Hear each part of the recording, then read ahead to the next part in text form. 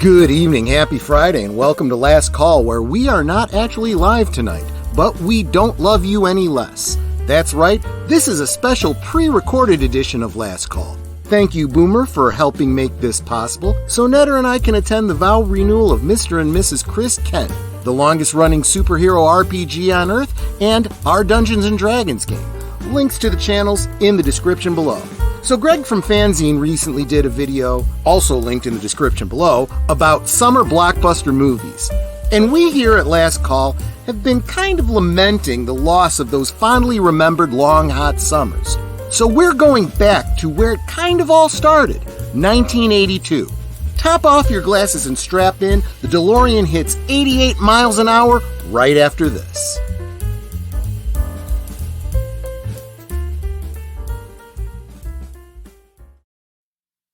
Our hard-working maitre d' bought me a drink this week, and Steven, deleted scenes Otten, you already do so much for me. I should be buying you a drink.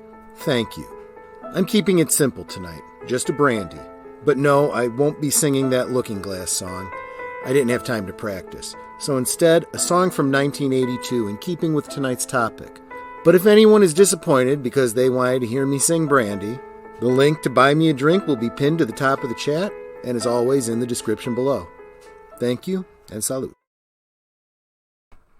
Yes, welcome. Yes, this is my first not live stream, but anyway, let's get to the song. This one's for you, Stephen Otten.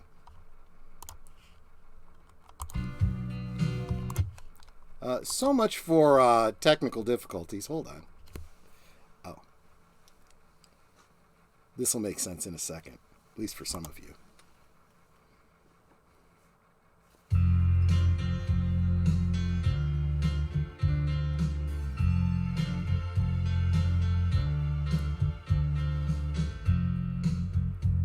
Any day now, I will hear you say goodbye, my love.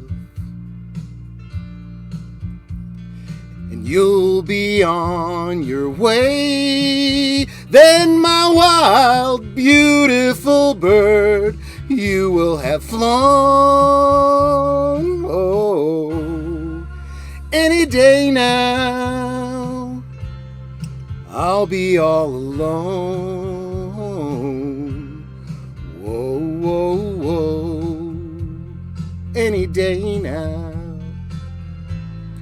When your restless eyes meet someone new, oh, to my sad surprise, then the blue shadows will fall all over town. Oh, any day now, love will let me down. Whoa, whoa. I know I shouldn't want to keep you if you don't want to stay. Until you're gone forever, I'll keep holding on for dear life. Holding you this way, begging you to stay any day now. When the clock strikes go, you'll call it off. And then my tears will flow. Then, my wild, beautiful bird, you will have flown. Oh, any day now, love will let me down, 'cause you won't be around.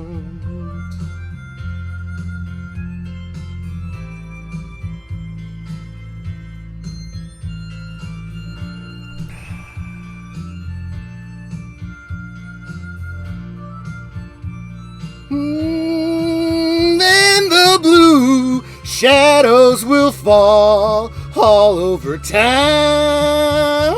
Oh, any day now, love will let me down,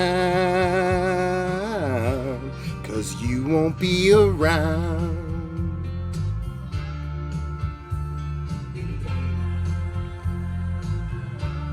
Cause you won't be around.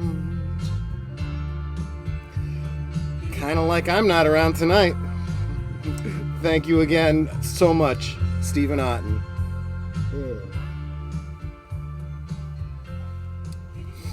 I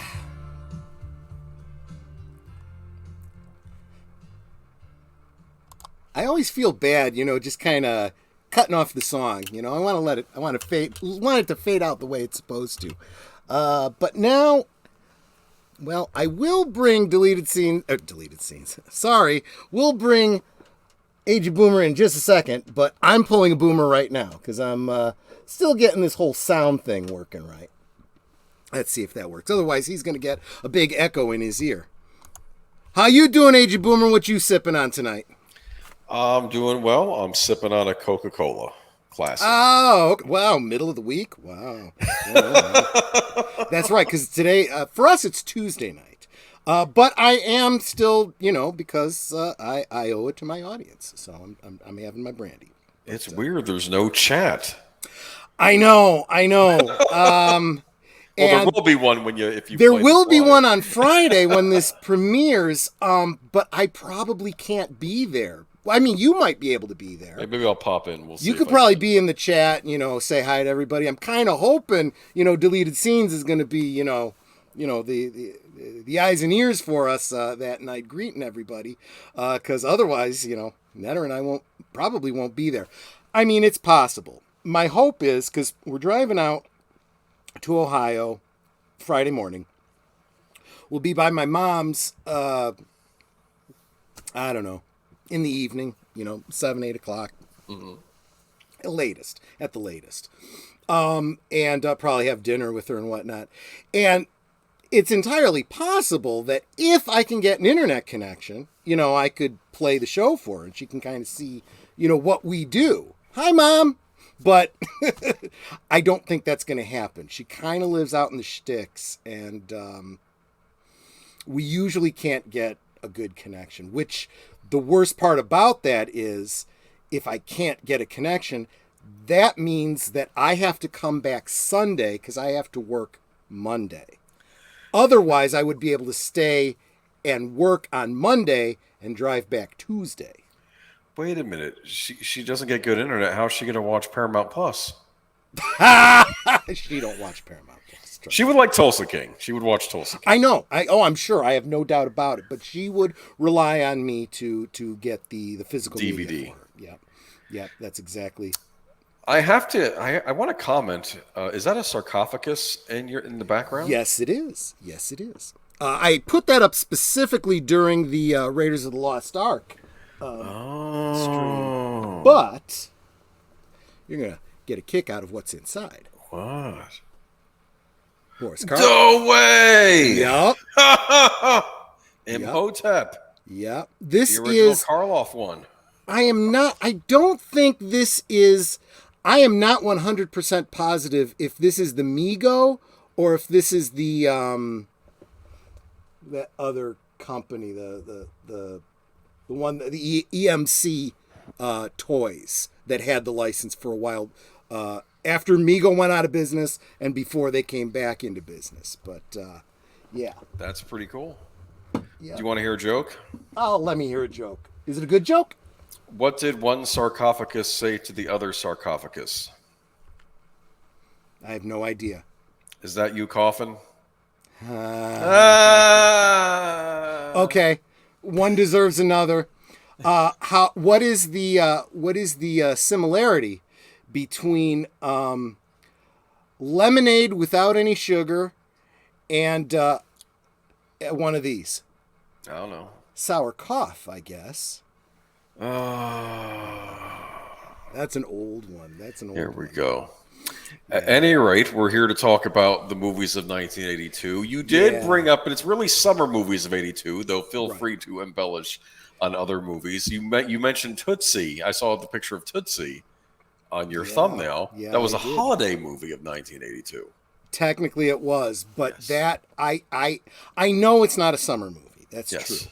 But 1982 really set and I kind of cover this a little bit in the description below that I just realized, Boomer, you can't see yet because I haven't posted it yet. But there is a little bit of debate in the entertainment community over whether this whole concept of the summer blockbuster actually started in 1982 or if it came about over a period of time, if it was engineered by the entertainment industry, or it just happened in a gestalt kind of a way. But I think everyone kind of agrees that 1982 was that nexus point. Whether it was, natural, constructed, or what, that's pretty much what solidified it. Yeah. And the reason I mentioned like Tootsie and there's probably some others that I put in there, there was this reverberation that came from that summer, right? So, and the people on the side of this was an engineered, planned thing by the entertainment industry was like they realized this whole idea of lining up movies to be blockbusters. And blockbusters didn't mean necessarily exactly the same thing we thought it did. Right. It wasn't always the big budgets, the special effects, action, things. It was oftentimes comedies or dramas or whatever involving big names, either big directors or big stars. And Tootsie was very much one of those. That was a comedy drama, right, with some big name stars. Yeah. And it got a lot of, Academy Award buzz about it. Plus, it was a holiday movie, and I don't remember as a child thinking the holidays were a big blockbuster time as well. But of course, later on, especially with the release of Home Alone, that was kind of a blockbuster movie at the holiday season. And Tootsie is a holiday movie, so I guess that was sort of a blockbuster of the holiday season. Yeah. And I remember, obviously on a lot of these channels we've been talking about, especially because The Flash and Batman '89 and whatnot, and that '89 year, and Batman was everywhere in the marketing and everything. Tootsie was too. Tootsie was everywhere. Now, I just realized, Boomer, we could very well be talking to an audience that is barely even aware of what Tootsie was. Yeah. So we got to start out with the fact that this was a story. It starred Dustin Hoffman. I don't know, what would people know him from? Rain Man. Meet the Fockers. Meet the Fockers. Okay, there's a great example. Yeah, I wouldn't have thought of that one. More recent. Didn't see that one. Didn't Hanoi Jane appear in that movie? That's why I didn't see it. No, it was Barbara Streisand was his wife. She's just as bad. No, but it was funny though, because I'm thinking, what would be the opposite of the De Niro character and his family? What would be Dustin Hoffman and Barbara Streisand would be Ben Stiller's parents, because of course. I kind of see it. Yeah. But Dustin Hoffman, he was okay. So, what were his big claim to fame before Tootsie? There was The Graduate, right? Mm-hmm. Mrs. Robinson, Midnight Cowboy. You're trying to seduce me, And yeah, Midnight Cowboy. Midnight Cowboy was the other one. I'm walking here, Oh yeah. And I remember The Graduate. I did see The Graduate. Yeah. Oh, also before this was Kramer versus Kramer. That's a good one. That's a good movie. Yeah. I saw that. I want to say I saw that with my. Can't remember if I saw it with my mom or my grandma, but that was that. We may have to do a rewatch of that. That one is heartbreaking. It's an incredible look at divorce, but just love for a child. But yeah, what happens in a divorce and stuff like that. Is that the one with the French toast? We have to learn how to make French toast for the kid. Maybe. I don't remember that. The all I remember was the accident he's in, and he picks his kid up, and he's literally running down the street to the hospital, almost getting hit by cars. It was just, heartbreak. That scene is just, we talk about scenes from movies that are just perfect scenes. That was one, you know. But Dustin Hoffman, incredible actor. This was back in the days of movie stars. He was he was not like a leading man, good looking kind of guy. He was your typical everyman looking kind of guy. Intense method actor, though. But incredible method actor. He got into his character. In fact, a story I heard, and I don't know if any of this stuff is true or not, but in when he was doing Rain Man, he had gotten almost all the way through the filming, and then he saw some footage of people that were autistic or whatever, and there was some things about it that jogged him like, I should have done this differently. You might refilm scenes. And the director was like, no, we can't do that. Sorry, we're too far in, you know? He was a perfectionist. During Marathon Man movie in the 70s, he was starring alongside, I guess, Sir Laurence Olivier, right? And you know, he was doing the method acting. He was running around New York, getting all haggard and stuff, like he was being. And then Sir Laurence Olivier said, "Oh, my dear boy, just act." Yeah. Different. The way I heard it was he asked Sir Lawrence, you know, how do you prepare for a role? And he goes, "Oh, I just act." And no, I'm not picking on either actors. They're both no. Actors, I mean, and look, for example, there's the story about Jack Nicholson, right? We were talking Batman '89, right? The story. I mean, I don't know him to be in any way a method actor at all. I think, if anything, he plays to type. He's just a crazy asshole. That's the role that he plays, right? Yeah. When he plays, he just plays Jack Nicholson. But what I've heard is that to get psyched up or whatever for the Joker, he did a lot of cocaine. I don't know if that's true or not, but it's a story I heard. So, but you know what? But it would make sense. That's all I'm saying. I realize we're bouncing all around the temporal timeline, but it's important because you kind of need to know where the mindset was. So there was this idea that because we talk about it all the time. If you watch Midnight's Edge, you watch Valiant Renegade, you know, those guys, they talk about this all the time, about when a movie is being released, and sometimes they'll postpone it because they don't want it to go up against this other movie, blah, blah, blah, blah, blah, blah. That wasn't always the way it was in Hollywood. It was, we got the movie done, we get it out as soon as we can. Yeah. Now, the financing on films is still pretty much the case. You take out loans to pay for the movie, and you started paying on those loans right away. So the sooner you got it in theaters and was making your money back, the better off you were as far as paying points. So maybe they weren't thinking about who won the weekend as much back then. Exactly. They were looking at, how much do I owe out? How much did I get in my first week? Are we going to be okay? You know? Imagine that. They thought about, you know, finances. It'd be nice if Hollywood did that now. Because I think when we do this list, I think I'm going to have 2 comedies with the word summer in them coming out the same weekend. I think I have 2 movies by 20th Century Fox coming out the same weekend. I forgot, you sent me a slideshow, didn't you? Yes. I got to get ready for that. I know, you worked hard on that. Not that hard, but we'll see. It's not like it's for your channel. No, I did. It's basically just the movie posters, but I went through a list of what was released. I tried to pick out significant movies or maybe even movies we may have heard of. We'll see. Like, there are a couple I didn't do. Like, Visiting Hours, I think that one with William Shatner, the slasher movie, I didn't put that on there. Oh, okay. I don't think anybody's heard of it. Of course, now I think I should have. Because I actually now think I haven't heard of it. So I actually recently got that on Blu-ray, though. It came in a double pack, and I want to watch it because I'm thinking William Shatner in a slasher movie that takes place in a hospital. I want to see this. I mean, yeah, I kind of see the logic there.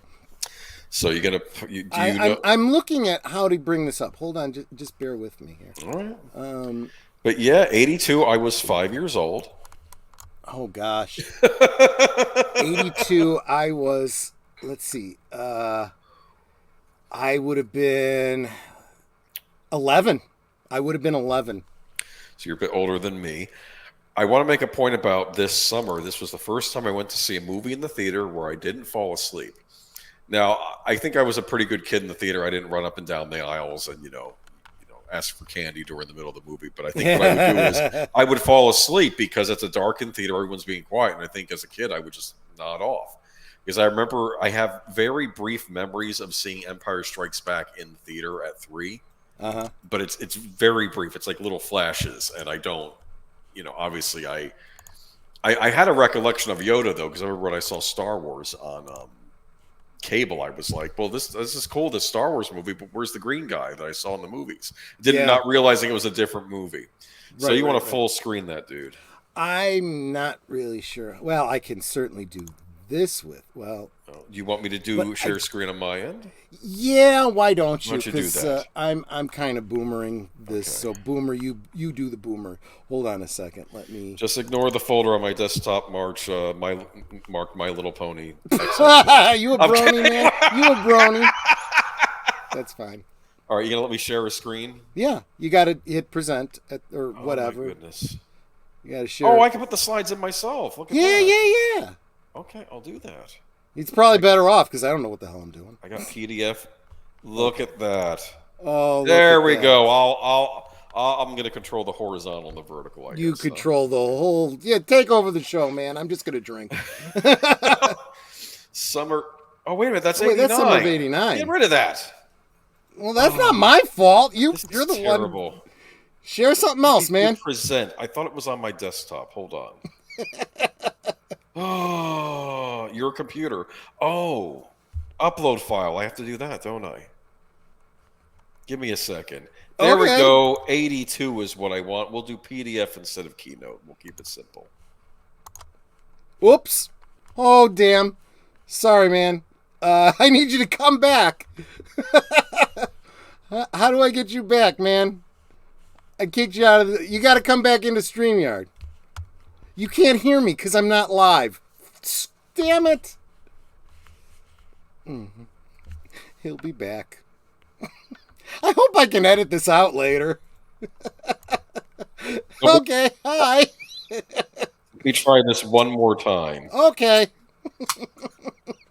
Well, I'm having fun. I mean, if nothing else. Okay, let's do slides. Up from my computer. Don't kick me out. Yeah, that's fine. Let me upload the file. If not, we're going to do it the way you were going to do it. PDF, and don't kick me out again. Please choose another file. The size limit is 50 megabits.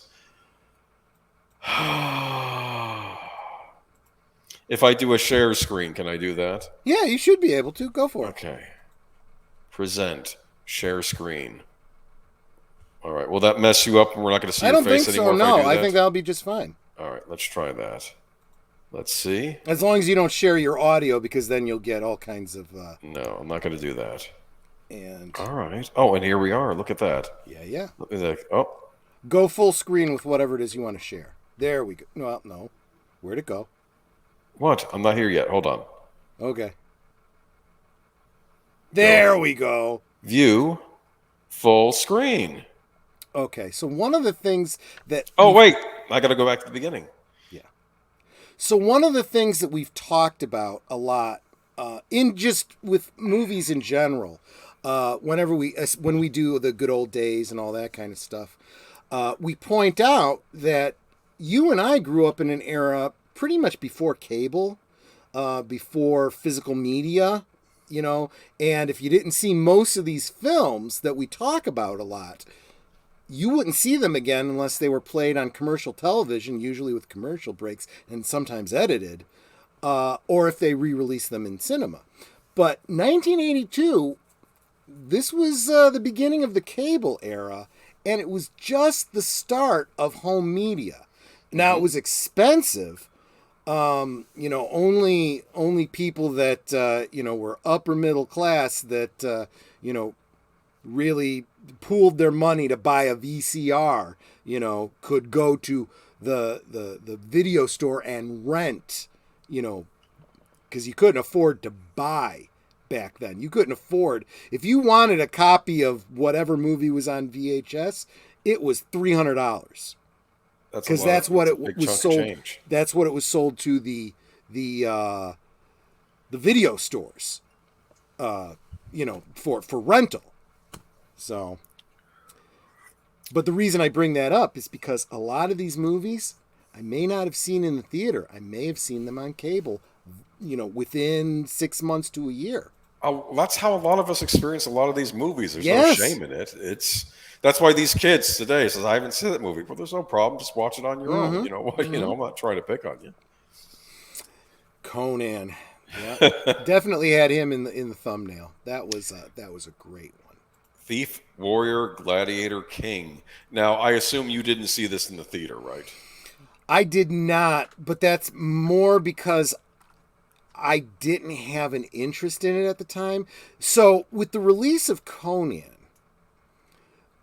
we see, and this is going to be one of those reverberations through time. Okay, this is kind of the start of this whole sword and sorcery craze in cinema and whatnot. Yes. And I wasn't real into that at the time. It took me some time before I started getting into this kind of stuff. I didn't get into Conan until later. As far as I was concerned, Conan was just a character I saw advertised in my Marvel comics from time to time.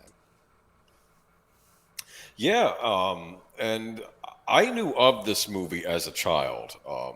This was a big deal. I also knew of this movie because of Conan the Destroyer. I think this was a Showtime release. This would come on Showtime a lot. Of course, I've watched it since then several times. I got the DVD of it in the late, I believe in '98. I picked up the DVD of this. I guess I'll have that DVD actually. But this really brought Arnold Schwarzenegger to the American audience. Yes. Mostly the only people that knew him were people that were really into bodybuilding because he'd been in all the magazines and so on and so forth. What had he done before this? Hercules in New York, right? Wasn't that the other one? Something like that.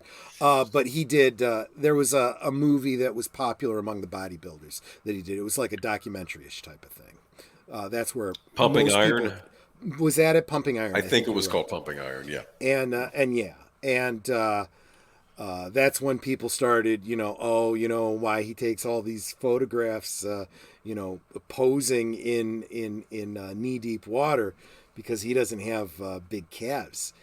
And then the talk started about him getting calf implants and stuff like that. The Hollywood hubbub, the scandal rags and stuff, it was even back then, even before the internet.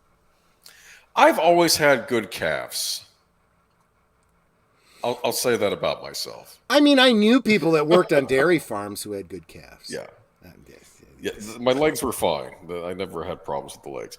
Anyway, we're getting off track. Good movie. Speaking of getting off track, did you catch the deep cut when I put on the glasses? Did you catch that? Did you get that joke? Ronnie Millsap. Oh. Yeah. Okay. So I'm going to have to come back to this and check the chat and see how many people are like, oh, that's bad. But good classic sword and sorcery movie. Yeah. Kind of the first big budgeted sword and sorcery movie, I think. Was it big budgeted? Well, for the time, yeah, you're probably right. It had top talent, good costuming. It actually had some special effects. Had some halfway decent effects in it too. I'm trying to remember. Did this come out first, or was it Excalibur? I know Excalibur was the other big one that came out around this time. I don't know. Let me see. I'll look what year Excalibur came out. But 1981, so that was the year before. So that predated it. Okay, so it was around that time. So yeah, those two movies kind of cemented the whole 80s sword and sorcery thing. But yeah. Just a great classic movie. A lot of memorable lines. Of course, the one about having, what is best in life, to crush your enemies, have them driven before you, and hear the lamentations of their women. If I'm remembering that correctly. Yep.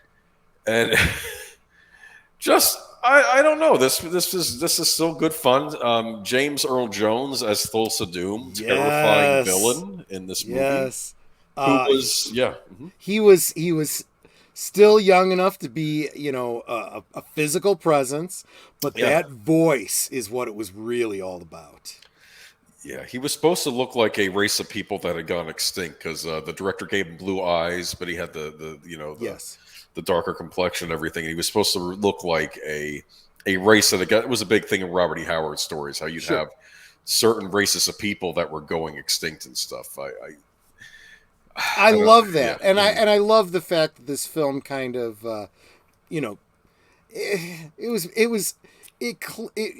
held tight to the lore better than most of the films being made today. Did you know that Oliver Stone wrote one of the earlier screenplays of this, but he was going to set it like in a post-apocalyptic future?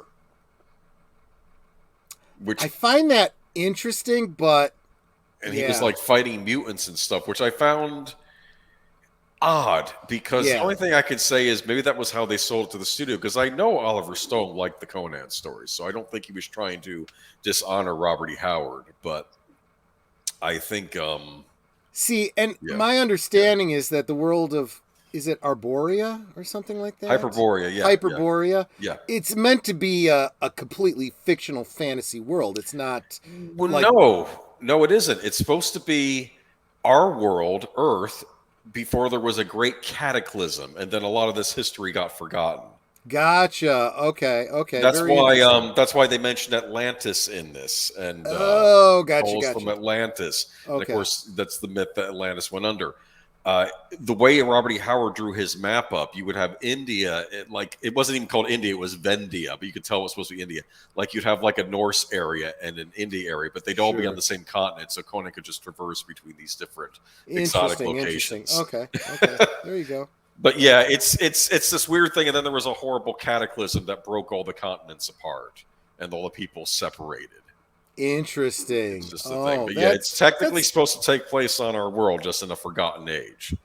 And a lot of people have said the same of Tolkien with Middle Earth. Middle Earth, yes. You know, the same sort of a concept, you know. Yeah, and I know that Tolkien did read the Conan stories, and I think he liked them, but I don't think the reverse wasn't true, unfortunately, because The Hobbit came out the same year that Robert E. Howard died, so I don't think he got a chance to read that. Gotcha. But great classic sword and sorcery movie, and who's the female lead again? Sandhall Bergman, I believe her name was. Yeah. I remember an article in Playboy on her. And also lots of good actors, and the Jerry Lopez, Mako, wonderful as like the as like the sage telling the story. I'd forgotten. Yes, he would go on later on to voice the evil demon Aku on Samurai Jack, the cartoon series. There you go. And the idea was they would always use Mako, and they would always have Mako show up in every movie because he's the chronicler of Conan's great deeds and stuff. Sure. So I like that idea. But good movie. Nothing left to say. There is that scene where he's crucified against the tree, right? You remember that part? Yes. And I'm sure, although I don't remember it, I'm sure there was some hubbub about that. It was from an original Conan story. I believe it was a witch. The story was A Witch Shall Be Born, and the villain there's a usurper, and the bad guys take over the throne. And one of the villains, like evil captain of the guards, takes Conan and crucifies him to a cross. And I think a vulture is hovering around, and the vulture comes near Conan, like to get a strip of skin because he realizes they're dead, and Conan bites the vulture's neck and like drinks the blood out of the vulture. That's how. Which is brilliant, a brilliant way to survive, right? And they kept that part in the movie too, because they had him crucified to a tree instead of a cross. But no, good little flick. I have nothing good things to say about Conan the Barbarian. Let's not do the King Conan movie though. With our I know. The time to have done that was back in the 2000s when John Milius was alive. But you make a great point when you point out that Excalibur came out the year before, then this, and the immediate impact of this is suddenly we got a slew of these sword and sorcery type films. I think of Krull and all these other ones that came, in the coming years. Dead Men Don't Wear Plaid. I'd forgotten about this one. Steve Martin, the parody or comedy based on the noir concept. Yeah. I've never seen this. I should really seek it out. I need to watch more Steve Martin movies. I've seen some of his later ones, but not his earlier picks. Was it good? It was good. Well, I mean, it was, that typical Steve Martin type of comedy. Steve Martin, of course, this was at the height of his, he'd been Saturday Night Live and he was just going into movies at this point. And he was brilliantly funny. And this wasn't one of his biggest films, but it was a lot of fun. I want to say I didn't see this one until it came out on cable because I wouldn't have run to the theaters to see something like this. This wasn't on my 11-year-old radar. Was it shot in black and white? It was in black and white. Huh. I don't see the question. Was it shot in black and white? Is very different than was the film in black and white. That could be two very different things, and I don't know how it was shot at all. Gotcha. Okay. I loved this film. Oh yeah, this was. This obviously Annie. wasn't my first musical, but it certainly fed my love of the musical. And this was when musical films. Musical films had been a thing since the late 50s through the 60s, definitely big in the 70s. They were kind of dying out in the 80s. But my mother had actually gone to see Annie when it was on stage here in Chicago with a friend of hers. And she was disappointed because the little Italian girl that played Annie in the traveling troupe wasn't in the thing. And she was like, oh, this girl's okay, but she's not as good as that little Italian girl. I'm like, okay, Mom. Well, sometimes that's true. Sometimes people don't like the actors. In fact, there was a famous thing with My Fair Lady. What is it? Audrey Hepburn played her. Mm-hmm. Yeah. Instead of it being who was the one who was in Sound of Music? Julie Andrews. Julie Andrews played her on Broadway. Played that character on Broadway. So that's we were just talking about this because when we were watching Chitty Chitty Bang Bang, her replacement on Broadway was the actress from Chitty Chitty Bang Bang. I forget. Anyway. I remember this movie as a child. I need to rewatch it. It's been a while. Of course, the Hard Luck Life song. I think I had that memorized for a period. I had the whole libretto memorized. I really did. And my mother kind of fed into this because she liked the music too, obviously. So I need to rewatch this. I remember Albert Finney as Daddy Warbucks.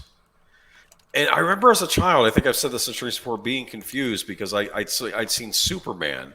And I think I confused Daddy Warbucks with Lex Luthor. I can see that. Well, he's a good guy, and I was 4 or 5. Oh, okay, yeah. I was a little bit older, so I guess I probably would have seen the connection, but Tim Curry was in this. Yes, he was a Carol Burnett's like brother or whatever that were in the. It was they were the villains, right? It was Tim Curry, Bernadette Peters, and Carol Burnett. And I'm actually forgetting the character names because I remember the actors so well, right? I need to rewatch this though. Now that I found out Tim Curry's in it because he's really good at playing villains. I mean, oh yeah, well he's good at playing everything, really. Yeah, but we did an in remembrance at one point of Edward Herman, who played FDR in this film. I remember him. Whenever I would see him in any role, this was the first thing I saw him in. So he was Franklin Delano Roosevelt to me, as far as I was concerned. When he was playing the grandfather in what's that show with Lorelai and her daughter, Gilmore Girls. Oh yeah. Gilmore. I was like, oh hey, that's Franklin Delano Roosevelt. Sing, Oliver. That's a command or that's an order from your commander in chief. Oh, he's a good actor. Yeah, I loved him in Lost Boys. Also, he was in Lost Boys, but that's not for a few years. Oh, that's right. Yeah, let's not get into that because Talking too much about his role is a big spoiler. I've mentioned before though, Kyle MacLachlan, he played a pretty good FDR as well on that Atlantic Crossing series. I'll So, have to check that out. Yeah, I'll have to check that out. But because he's of the age now where he could play a decent FDR. Yeah. let me tell you, when it comes to musicals, the Broadway thing, right? Annie set. I was going to say it, and I'm going to go ahead and say it. I'm going to make the pun. Set the stage for me in my understanding of the method by which a Broadway play should be laid out. Right? What is the big blockbuster number at the end of the first act? The sun'll come out tomorrow. Yes. So you gotta hang on till tomorrow, come what may. And it's not just Annie. It's Annie and Daddy Warbucks and Franklin Roosevelt. And that's why I'm getting goosebumps just talking about it. Sing, Oliver. That's an order from your commander-in-chief. Yeah, damn it, sing. How can you not sing, for crying out loud? You know? I have to say, this is based on a popular comic strip character. I assume she had a radio show. Little Orphan Annie. Well, yeah, if you didn't know that she had a radio show, you know it from watching Christmas Story, because he had to get his Little Orphan Annie decoder ring, right? And I think back to the 1930s, and I'll say this, the creative types, they were very in tune with what the American people were going through. Yeah. Of course, you're going to have an orphan be your hero. Like right. Everyone was down on their luck in the 30s, and who's more down on their luck than a little orphan girl, especially during the Great Depression, right? But it's not someone who's just all down and sad. No. And everything is miserable. I love the fact she goes around and she's trying to cheer people up, and she's talking about, looking on the bright side of everything, and so, I got empty pockets. Well, it's a good thing you got those empty pockets to keep your hands warm because you got no gloves, and it's like, wow, she's got an upside for everything. And then the story, I don't want to turn this all into being about Annie, but we got Annie, right? Yeah. There's that whole bit where Daddy Warbucks, he's doing a feel-good publicity thing. He brings in an orphan for the holidays, or I don't know, whatever it was. He thought he was getting a boy, but his assistant brings a girl, but he doesn't. He's going to have a problem with this later on, but he doesn't know yet. And so the assistant is introducing her around to everyone, that works there and everything. And, they have this big song and dance number, right? And then at the end of the song and dance, Annie's all excited. And she says, "So what do you want to do first, Annie?" And she looks around. She goes, "Well, I think I'll start on the windows, because then if I drip, I'll take care of that when I get to the floors." And it's like, no, you're not here to work. She had no idea that this was, like a kind of win the lottery, take a vacation. She had no concept. And those kinds of things are not only funny, but incredibly, incredibly heartwarming. Heartwarming. That is probably the one word that pretty much this movie. And yes, I know there have been other versions of this, and no, I had no problem with the recasting and the, swapping and whatnot, because none of that matters, because it is a Broadway play. Right. Broadway play, the color of the skin does not matter. Right. You just get someone who's really good at singing. I just didn't see it because I don't feel that any version of Annie is going to measure up to either a live version, which I have never seen. I've never seen it live, unfortunately, or this 1982 version. It makes me think, though, since it's been so long since I've seen this, it might be like watching a new movie again for me. And I know the songs will kick in when I hear them. But, if you're down on this summer and you're looking for a blockbuster, maybe start tuning into the movies you've missed in previous summers. Well, we're going to give you plenty of movies tonight that you could definitely check out. And they're probably all going to end up on rewatches at some point later on. But well, we'll see. Yeah. Let's go to the next one. Yep. Oh, no.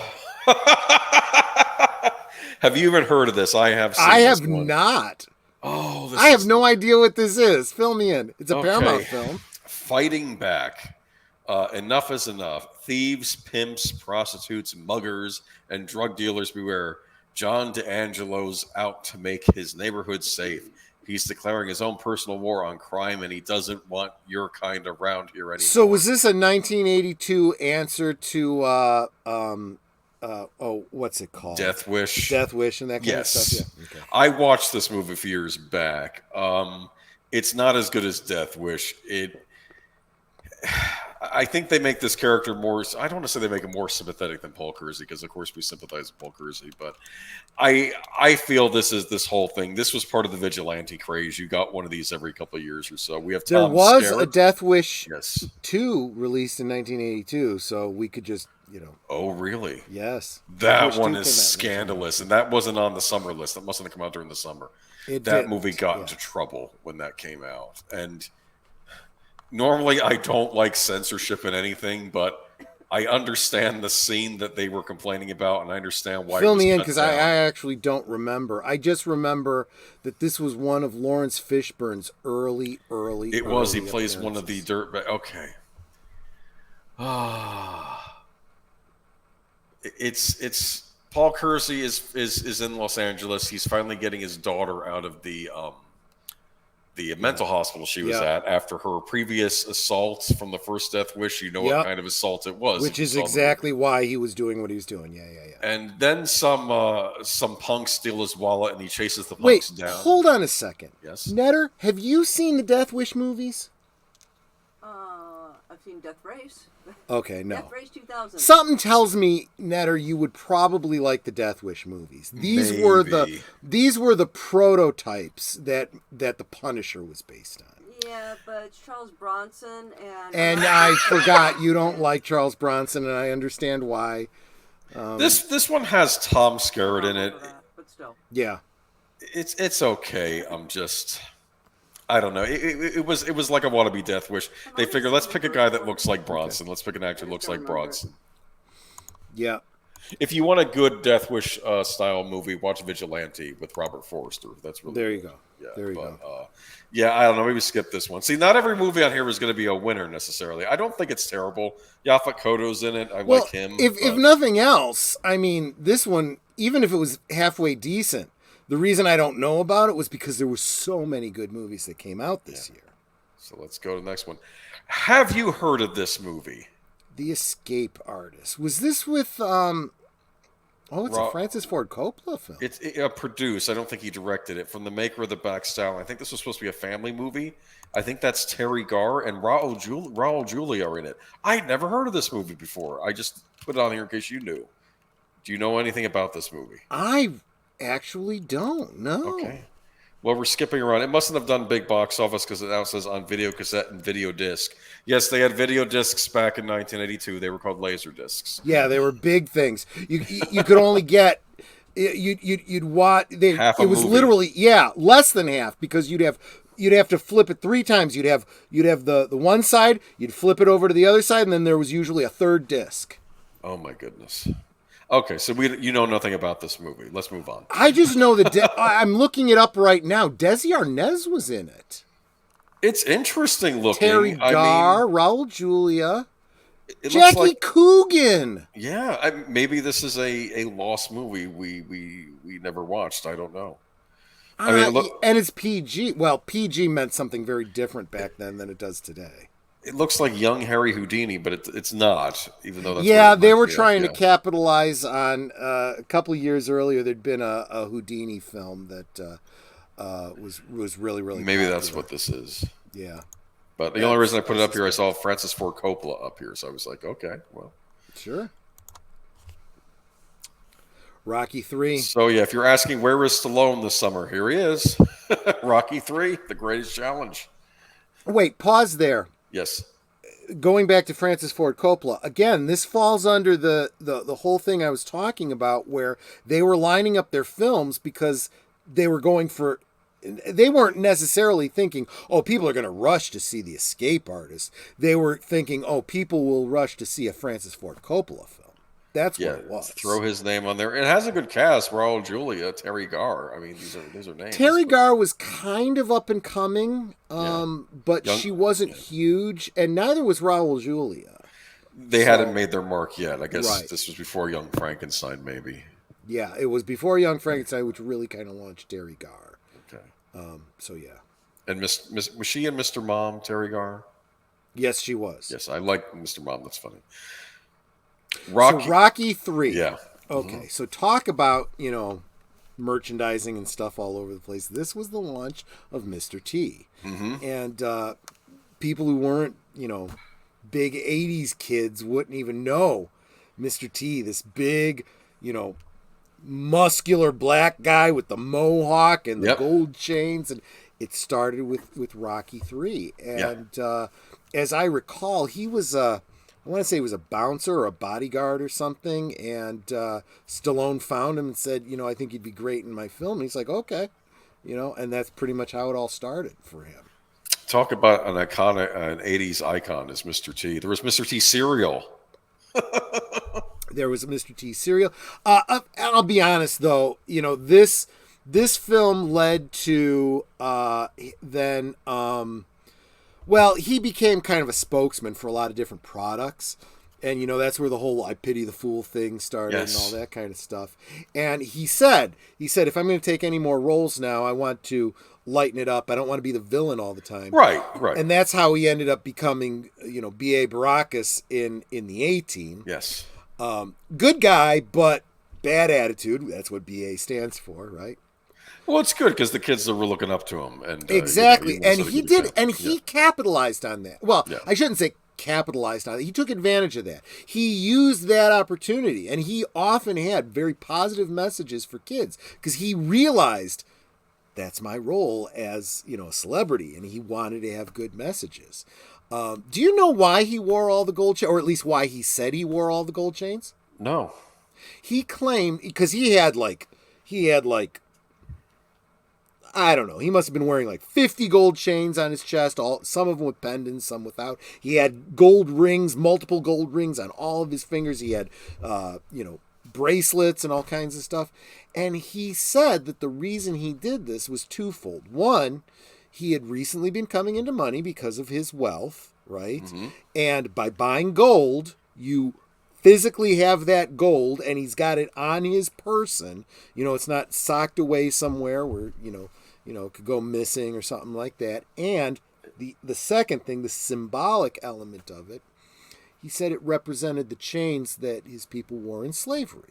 Oh. And how because, the blessings of this country that he lived in and his success and whatnot, he had turned that concept of being in chains to a sign of wealth rather than a sign of servitude.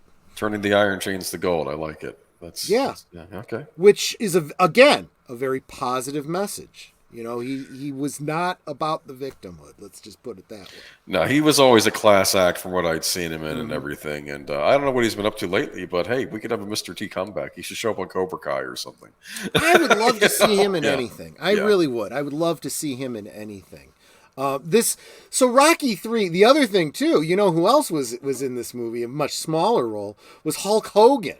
Yes, I remember that. There was this great bit where this is the third Rocky film, and Rocky is, of course, the heavyweight champion of the world, and they're doing this exhibition bout between the heavyweight boxing champion of the world and the World Wrestling Federation, or I don't know if they said WWF or whatever it was, the wrestling superstar or whatever.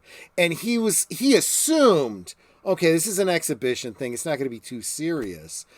And then he realized, holy crap, this guy's really trying to kill me.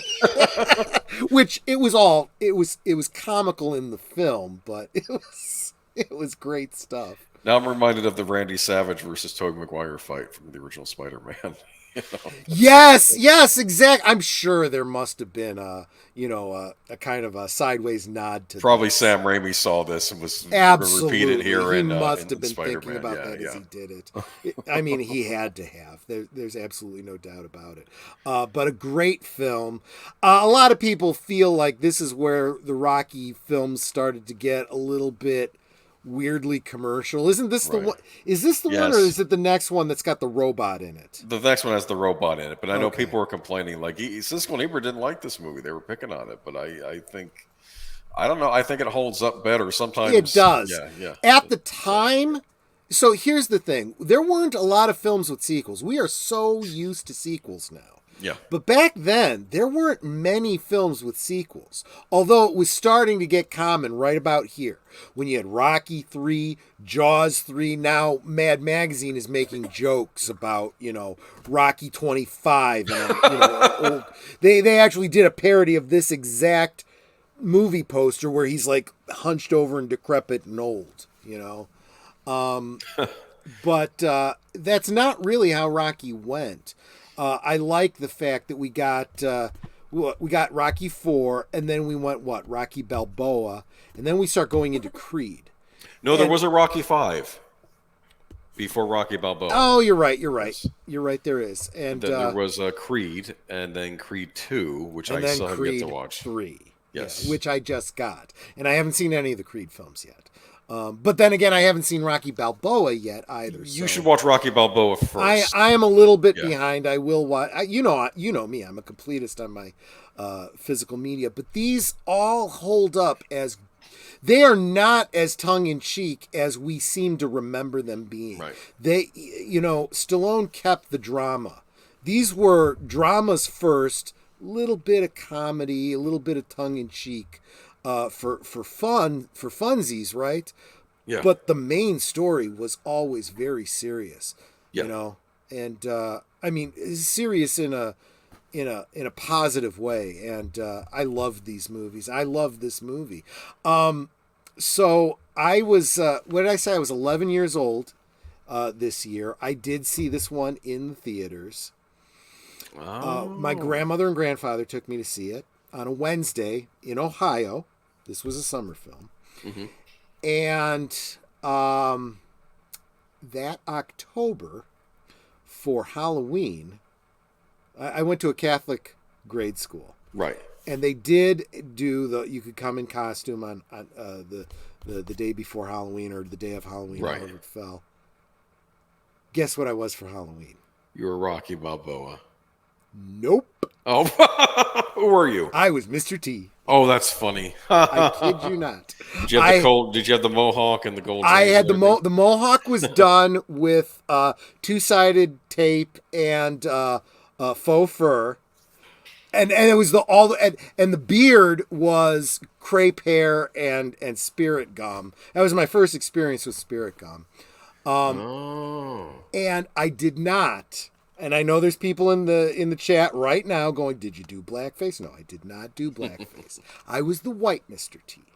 So instead of gold chains, I had silver chains. Oh, okay. It's just because my mom had a lot of silver, and she didn't have a lot of gold. So I see. I mean, what do you wear as Mr. T? It was jeans, a jeans shirt, a t-shirt, it wasn't, what I was wearing wasn't the key. It was the makeup and everything. And I got a lot of laughs. Even the nuns thought it was really, really funny. Oh, that's funny. This was in the days when you could do something like that and not piss people off. Well, especially when you're a kid. I mean, come on. And it's just, it's all in good fun. Plus, I'm sure Mr. T had fans, little kid fans of all backgrounds and races. And for crying out loud, this is the thing. This memory is what I think about when people are, oh, now that there's a black person on screen, I can relate to him. I had no problem relating to Mr. T. I freaking dressed up as him at Halloween, and don't even think that I did blackface. I didn't have to. No, because everybody knew who you were, and you knew exactly. Who you were. Yeah. When you see a little 11-year-old kid with a full beard and a mohawk. That's funny. That is so funny. I don't suppose you have pictures of that, huh? Probably not. Maybe they are. I will find, right now, as people are watching this, I am in Ohio with my mom. I will ask her if she has any pictures of that. Get a copy of that, show it on the stream sometime. That would be great. That would be great. I probably not, but it would be cool if we did. All right. Poltergeist. This one effed me up. I think I've told this story before on the stream. I don't know if you have. You've done your Ring story. I don't think I've heard the Poltergeist story. Okay. So the year, I don't know. So my mother took me to see this at the theater. I believe this was PG. Am I correct? Yes, it was a PG movie. That's how I saw it, because I was like, oh, it's only PG. I can watch this. So again, I have to reiterate, PG meant something very different in 1982 because this was before there was a PG-13. There was a lot of films, and I'm sure this movie probably got people starting to talk. But it was the year that Indiana Jones and the Temple of Doom and Gremlins came out that people started to go, okay, we need something between PG and R. Yeah. Because this was not an R. It didn't deserve an R rating. But at 11 years old, I should not have been seeing this movie. And I was younger. Yeah, that's right. You were. And my mother took me to see this. And I remember I was so freaked out. I struggled through the clown scene and the tree scene, which they kind of butt up against each other. 1,000, 1,000. Remember the counting the lightning strikes? Counting the lightning, yes, I remember that. I remember that because I ended up doing that the rest of my life to guess how far away the storm was. But by the time we got to the maggots on the meat and the tearing the face off scene, I flipped and I wanted to leave. I wanted to go. I'm like, I want to go. And my mother started to take me out of the cinema, and she got to the end. She's like, wait a minute. She's like, I want to see the end of this movie.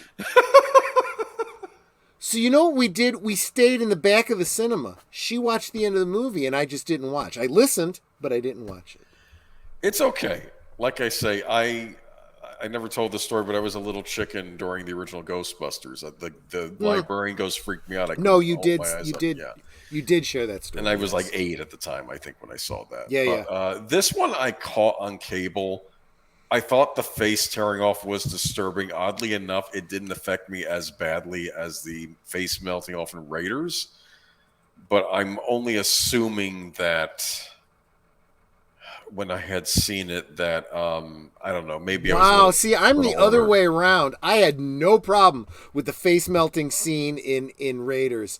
And that was because, well, they're the bad guys. They freaking deserve it, you know? I think it was those spectral entities. Of course, you have spectral entities in this movie. In fact, we're bringing up Raiders, even though Spielberg didn't direct this movie, though there's contention, people thinking that maybe he did. This feels like a Spielberg movie. Yeah. You know, Tobe Hooper directed it. And there was all the urban legend around this too, and I was aware of this at the time. You know the stories about, and this is actually true. The scene where all the bodies are coming up, you know, in the rainstorm. Turns out they were real skeletons because it was cheaper than getting imitation ones. If you don't know about it, it's horrifying. But honestly, you know, I talked with my mom about this, and I'm like, they're just dead bodies. They were dead bodies that somebody, you know, the person that died, they gave their body to science. So they were okay with whatever happened, right? Well, right. I'm just thinking context of the movie, though. Context of the movie, yes, absolutely. That's just creepy-ass crap. And, you know, a little bit of social commentary. You know, what was it? You just moved the headstones and you left the damn bodies. Yeah, because they were living in this development, you know, and he's blaming this is why this kind of stuff happens. Great story. Great. Well, there's an earlier scene where he's talking to the guy and he's saying, "Well, come on, if we talk to the families, we move the bodies. They can go visit their loved ones in the cemetery over here." And he says, "Okay, well."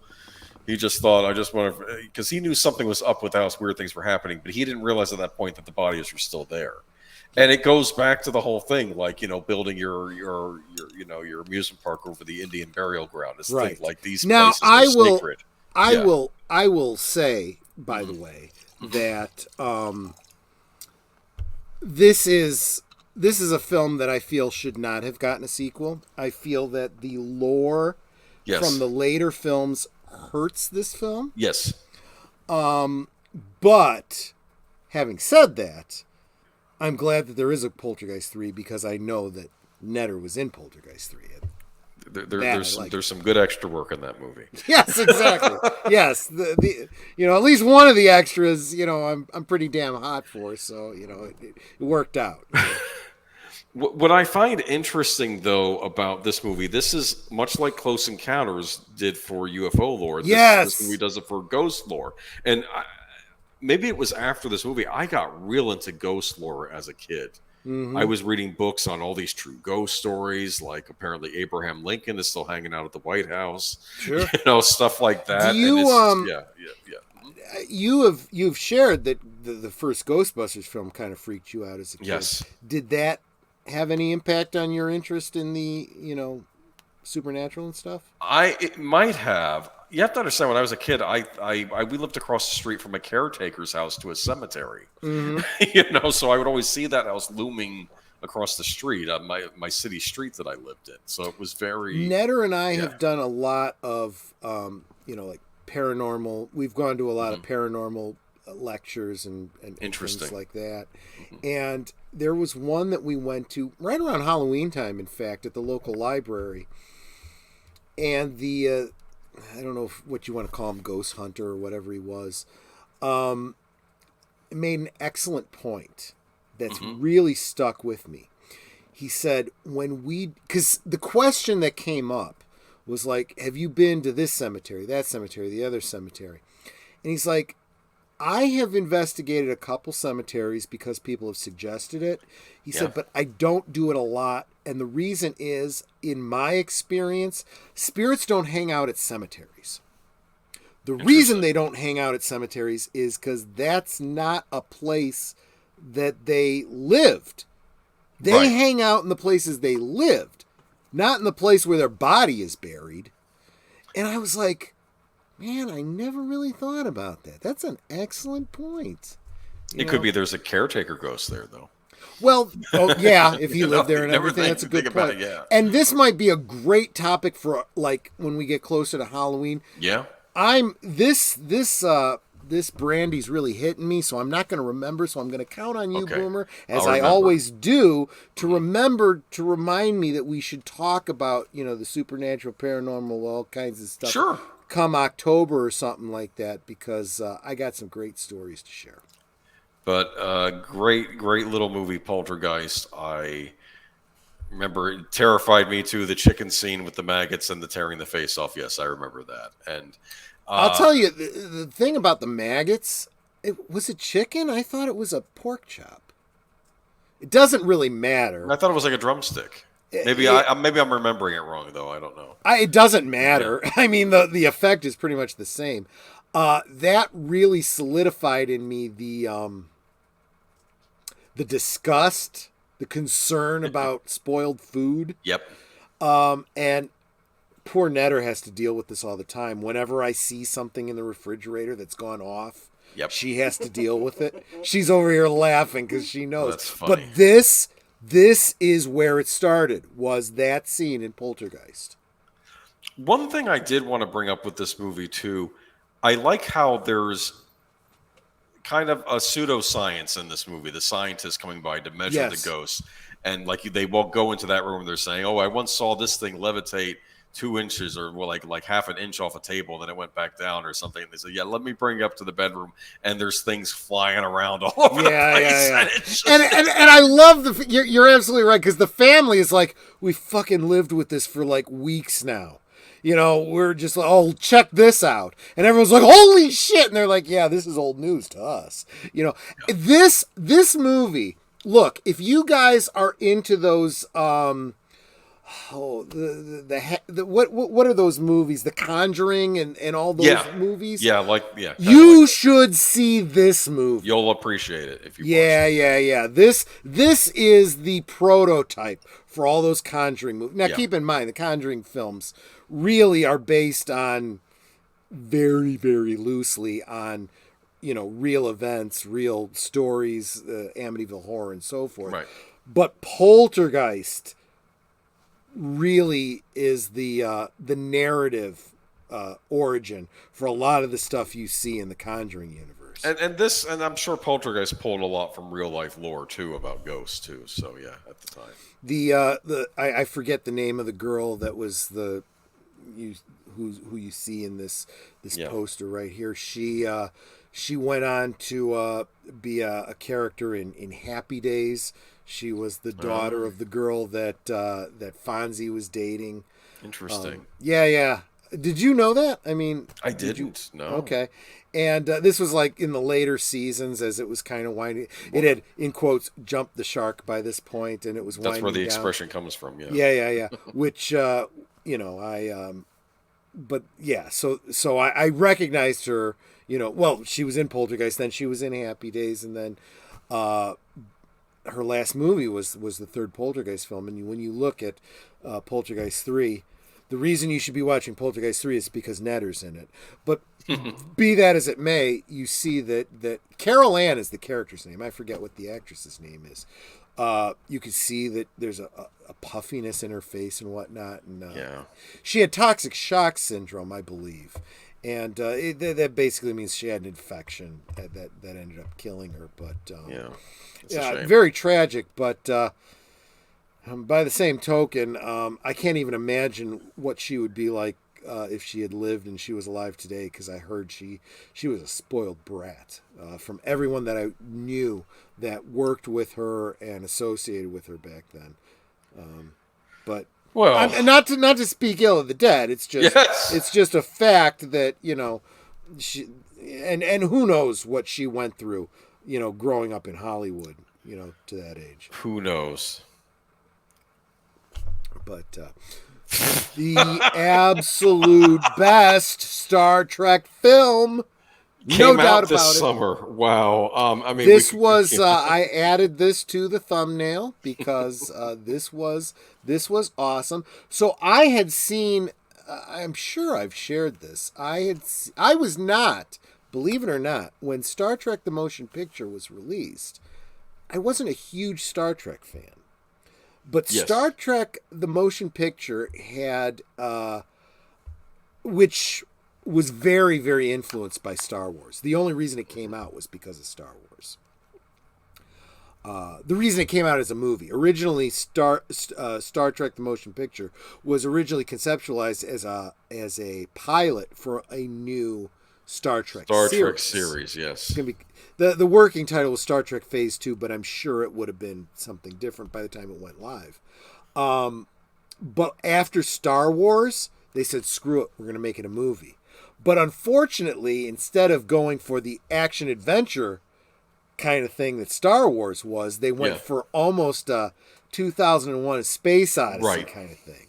So you get these long, drawn-out musical shots of the exterior of the ship, and it's like, let's face it, it's boring as fuck. It's wonderful model work, though. It is. And it's crucial because those models, of course, carried forward in Star Trek 2. So it decreased the budget slightly. They do an outside ship thing in this, but it's a lot shorter. Yes. They say, because by the time they got to this one, they got Nicholas Meyer involved. Nicholas Meyer was like, okay, so you realize that this was a boring film. Yeah, we do. We need you to punch up the action. He's like, okay, got it. Then he goes and he checks out the TV series and he goes, okay, I see what this is. And he knows where to go with this. Now, Ricardo Montalban is reprising his role from the original series episode Space Seed, right? And Paramount approaches him and says, we'd like you to reprise this role. And he's like, I don't remember this role. He literally had to go back and watch the show again. He's like, okay, I remember this now. Okay, I get who this professional actor. He needed to watch it, though, so he could get to the mindset of Khan again. That was one of the reasons he wanted to. I'm glad you said that, Boomer. You're absolutely right. Consummate professional, right? Yeah. He was in the original. He's doing basically a sequel of his own character, and he went back to watch it because he wasn't, clear on. He didn't remember. He had to get back in the same mindset. He's go, oh, I see. Then he reads the script and he goes, oh, this is a different character. And he thought through what had happened. His wife Yes. had died. Yes. And all of this. And he's this man has gone insane. His heart's been hardened. Yeah. Yeah, this was a Napoleon Bonaparte, but now he's gone insane, and now he's a psychopath, and he understood the role he was playing, and he played it. And there's one thing that I always need to say when I talk about Star Trek II. Whenever I talk about Bible stories and someone brings up Mary of Magdalene. Mm-hmm. Mary of Magdalene was not a prostitute. Right. There is nothing in Scripture that ties her to being. That is a made-up story based on lore associating her, because her story takes place right next to a story about a woman of bad morals. And that woman, who is not named, who is a different person from Mary of Magdalene, is not described as being a prostitute. Some pope decided Mary Magdalene was the same woman who washed the feet of Jesus, and she was a prostitute. That's bullshit. That's made up fan fiction. I'm sorry. I don't care if you are a pope. That doesn't give you any divine insight. That's not what the Scripture says. I am a Berean. I read the Scripture, and I evaluate it based on what the Word of God is, not what the Word of man is. And putting that aside, same thing here. People besmirch Ricardo Montalban and say when he's wearing that outfit, that chest is a fake plastic chest piece or something. Yeah. That is bullshit. It's a lie. That is his chest. He was fucking ripped.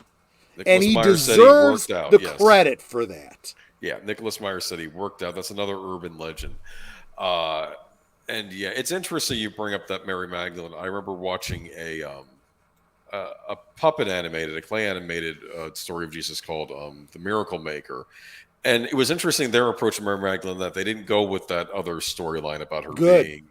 Then said she was having madness, like she was having many voices in her head, and Jesus calmed her down. Now, of course, that's not Scripture either. But I think that's not Scripture either. But it's very interesting thought. And then she follows him after that. She's devoted him because she calmed he calmed her madness and drove it out of her, which I thought was interesting. Yeah. Again, I'm not saying that's in the Bible, but that was a neat interpretation, because it also did the thing how like she was, I guess, because they wanted, I don't know. It was interesting. That's all. No, absolutely. But this is one of my touchstones. I feel strongly about this. I talk about history all the time and how we have to be true to history, and talking about not speaking ill of the dead and so forth. It's like, look. We only know of Mary of Magdalene because she's in Scripture. We know what we know about her because of what's said in Scripture.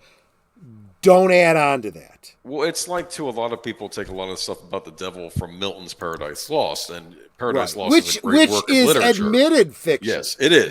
That is but true then they take fan it fiction. as that this is the all no be all. No, this was Milton's theorizing or interpretation, but even I don't think he would say that was fact. But anyway. We're talking about Star Trek too, though. Well, actually, it's interesting we're bringing this up, though, because there is some biblical allusions in here. Genesis, the Genesis Project. That's an excellent point, and especially the way it ends up, right? When if Genesis is life from, interesting. They do a pivot in the film, right? They say if Genesis is, because through the whole thing they say Genesis is life from lifelessness. And at the end, in the epilogue, Kirk says, if Genesis is life from death, I must come back here one day. Which is, of course, setting up the sequel, right? Star Trek III, The Search for Spock. What I liked about this movie is that you see scientists that are working on this project. They're not necessarily tied to Starfleet. In fact, the one young the son of the head scientist lady, he doesn't like dealing with Starfleet. He doesn't trust them, which I thought was interesting. Which was, and that was a Nicholas Meyer add-in, which I thought was absolutely brilliant when he talks about science being the puppet of the military or whatever, and his mother's like, Starfleet isn't military or whatever. And honestly, that argument has gone back and forth ever since in fandom, and that is one argument in fandom I think is good and should stay. I think that is a deserved one. Yeah. And one of the greatest screen villains ever is Khan. And I remember as a child, I brought this up on streams before, but I made a point that when I saw Darth Vader, he was bad because he was bad. He was evil. He was the Black Knight. When I see Khan, I realized that Khan didn't see himself as evil. That's right. That's right. Well, if anything, he saw himself as superior. Yes. Which, of course, that's the whole pride, and so forth, I understood his motivations for doing what he did beyond the fact that he's just evil. I understood why he hated Captain Kirk. I didn't agree with his conclusions or what he was deciding to do, but I understood how he got there as a kid. So I thought that was interesting. It was more of a layered villain. I mean, I know they probably layered on Darth Vader later on, but in that original Star Wars movie, he's pretty much just true. He's the Black Knight. That's what he is. Yeah. But great classic Star Trek movie. This is, I think most fans agree that even if you want to lump in Next Gen and all the other movies and all the other series and stuff, when it comes to movies, Star Trek II was probably the best. I absolutely saw this in the theater. I kind of got a little derailed with probably because of Mary Magdalene. Okay. But when I went to see Star Trek the Motion Picture, again, I wasn't a big Star Trek fan, but I saw it because it had a great marketing thing going. There was a mail away to get this mobile, that you'd make out of, it was folded cardboard and whatnot. You'd make these cardboard models of the Enterprise and the Klingon ship and some other things. And I thought it was so cool. And I did the mail away and I got it. And there was this McDonald's Happy Meal promotion for the motion picture. And Netter got me all the boxes. Somebody was selling on eBay all of the boxes unopened. They had never been. They weren't like folded up. And the hamburger was still they intact. No. They never contained a hamburger. They were never unfolded. They were pristine new. So she got me one of each, which I thought was so cool. And I was looking, and I was like, I realized I'd only ever seen two of them. My mom had gotten me 2 Happy Meals, and I had 2 of them. And Netter had gotten me, of course, the whole collection. I don't know what the toys were, and I don't give a crap. I was so excited. So, and this was Star Trek the Motion Picture. So when Star Trek 2 came out, I'm like, yeah, the first movie wasn't great, but I now want to see this. And oh my gosh, it was so good. And part of the television marketing was the replaying of Space Seed. So I saw Space Seed, which was the first, believe it or not, Space Seed was the first Star Trek episode I saw because they played it specifically as a promotion before Star Trek II. So I saw it on TV, and then I went to see The Wrath of Khan. And then I got caught up on all of the original series. So this was your introduction to Star Trek, really? What was interesting? What's interesting about this movie, though, is that even if you didn't see Space Seed, the exposition about what happened is so good because it's being told from Khan's explaining it from his side. Yeah, and it's a terrifying little bit of exposition. Usually, I do not like exposition in movies, but it works well here. It works well because why? You're hearing it not from him talking to Kirk. He's talking to Captain. I think his name was Captain Tyrell. Commander Chekhov. The other guy, the one who says. Well, Chekhov remembered him, but Tyrell was completely. Am I mistaking this with? I felt bad for Tyrell. Was that? Am I right, or am I confusing that with Blade Runner, which we'll get to in a minute? No, it was Captain. I think Tyrell in this as well. So, but he. by the way, the same actor who played Darmok in the Next Generation. Just a little bit of trivia. Oh, I didn't know that. Darmok at Tanagra, his arms wide. Yeah, that was. Well, that's another important Star Trek role. Absolutely. He got it twice, right? He had no idea who Khan was, and of course, we get a little bit from Chekhov. We said I never even met Admiral Kirk, because Right. But then Khan goes on to explain his history, as you would expect someone would to someone like Captain Tyrell, who's completely clueless and doesn't know what's going on. And it made perfect sense in story, so you go along. That's how you do exposition. You have a character who is basically the character, the audience insert, right? And then when he, of course, ends up being, possessed by the SETI eel, and then ultimately taking his own life, that really brings the audience into it. It's like, holy fuck, our audience insert just shot himself with a phaser.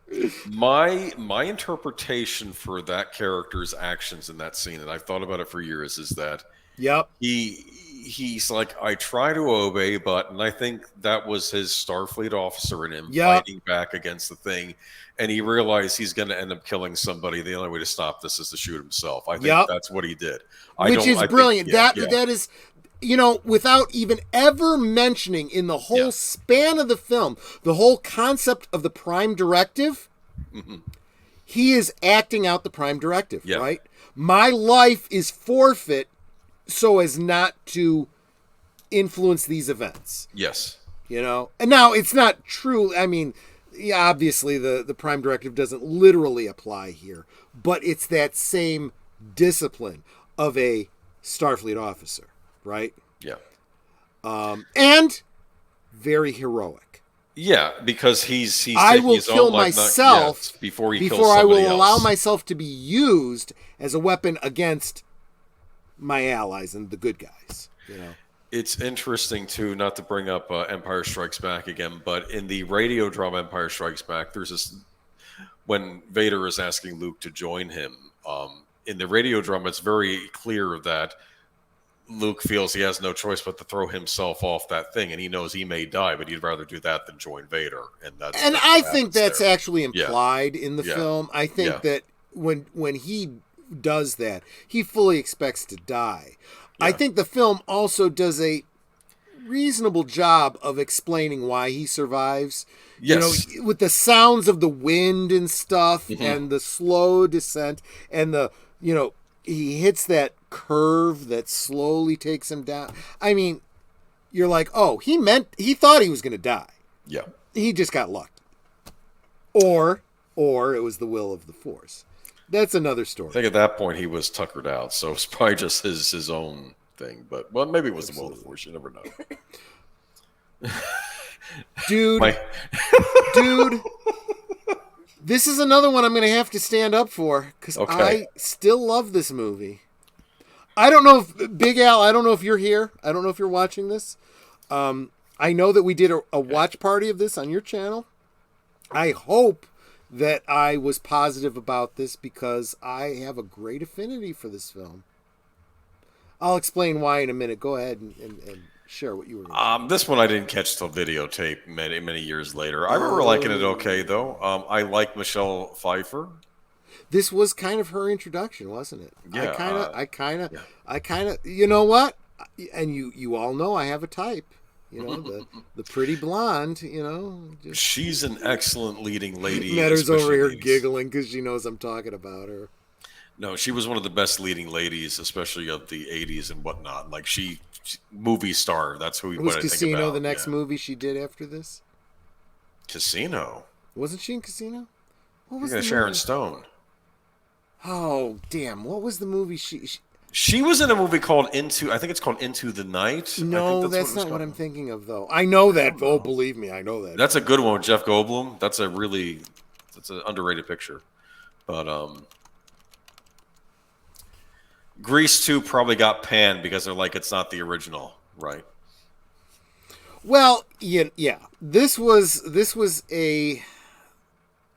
I can be honest about this. It was not a good sequel, but I have to back up and share a little bit, and I may have done already on a previous stream. Grease had an incredible impact on me. It was for my generation what. What was that? High School the Musical? No. What was it? High School Musical? Was that the Disney one? High School Musical. Yeah. Okay. That was what it's what that was for that generation. I totally, and it was right around the time that Grease came out that my, again, Catholic grade school had a sock hop. Oh, and wow. I did the whole DA, Brill cream hair and the, jeans jacket and the, all of that kind of stuff. And I asked a girl named Kathy, as I recall, to go with me, and she wore this poodle skirt and whatnot. We actually won the Jitterbug contest, in fact. I think that had more to do with the fact that her father was, a deacon in the church and worked for the school, but I thought we did pretty good. And I totally associate. I was Danny Zuko. I just was. So by the time Grease 2 came out, I was like all about this. I even went out and I got a copy of the novelization of the original Grease. Huh. Yeah, there is a novelization of the film, and I bought that, and I loved it, and I read it back to back. Did you know that the novelization is told from the point of view of Sonny? I did not. Yeah. I thought that was the coolest thing. I thought it was brilliant. And it's just a little piece that I remember to this day. So I absolutely was all over Grease 2 when it came out. And I like the fact that it was kind of a role reversal, right? So the Michelle Pfeiffer character, who's one of the pink ladies, is very much the Danny Zuko of this film, right? And I don't even remember what the leading guy's name was. That guy. Good-looking chap. He was Australian, right? Absolutely. He was Australian. He was supposed to be, Sandy's cousin, like I think, the right? Sandy Olsen character of this. I think he was her cousin. Mm-hmm. Yeah. Yeah, exactly. And he has this role in the film where he's kind of like a Racer X type character, right? So he's this cool rider, right? He's got a motorcycle and he wears his helmet and you never see his face. You don't know it's him. And I like this movie. I really do. It was to me, 11 years old, it was a worthy successor to Grease, in my opinion. I remember the scene where they're in the diner and she complains and says, whenever you order a hamburger, they never give it to you with ketchup. Even when you ask them to put ketchup on it, they do not do it. I remember that, and I love the hell out of that, specifically because I'm in Chicago, or I'm in the Chicagoland area. Right. And the whole ketchup thing is a Chicago dealio, right? I really? Love it. Oh, yeah. There is a place. Netter, what's the name of that hot dog stand that you love? Jimmy's hot dogs on Grand and Pulaski. I don't even know if it's still there because I haven't been into the cities in years. It's been there since 1954, and if you, it's literally like there's nowhere to sit down. It's like a trolley car. You go in one side, you order your meal, you go to the other side, you pick it up. And you get hot dogs, tamales, French fries and so forth. And they give it to you straight Chicago style. Chicago style means mustard, relish, onion, celery salt, pickle sphere, and tomato. No ketchup. And there's a sign up there, like handwritten on cardboard. It has a picture of a ketchup bottle with the, circle and line through it. No ketchup. Don't even ask. They have no ketchup there, and they will not bring it to you. I don't care if you want it for your French fries. Bring your own fucking ketchup.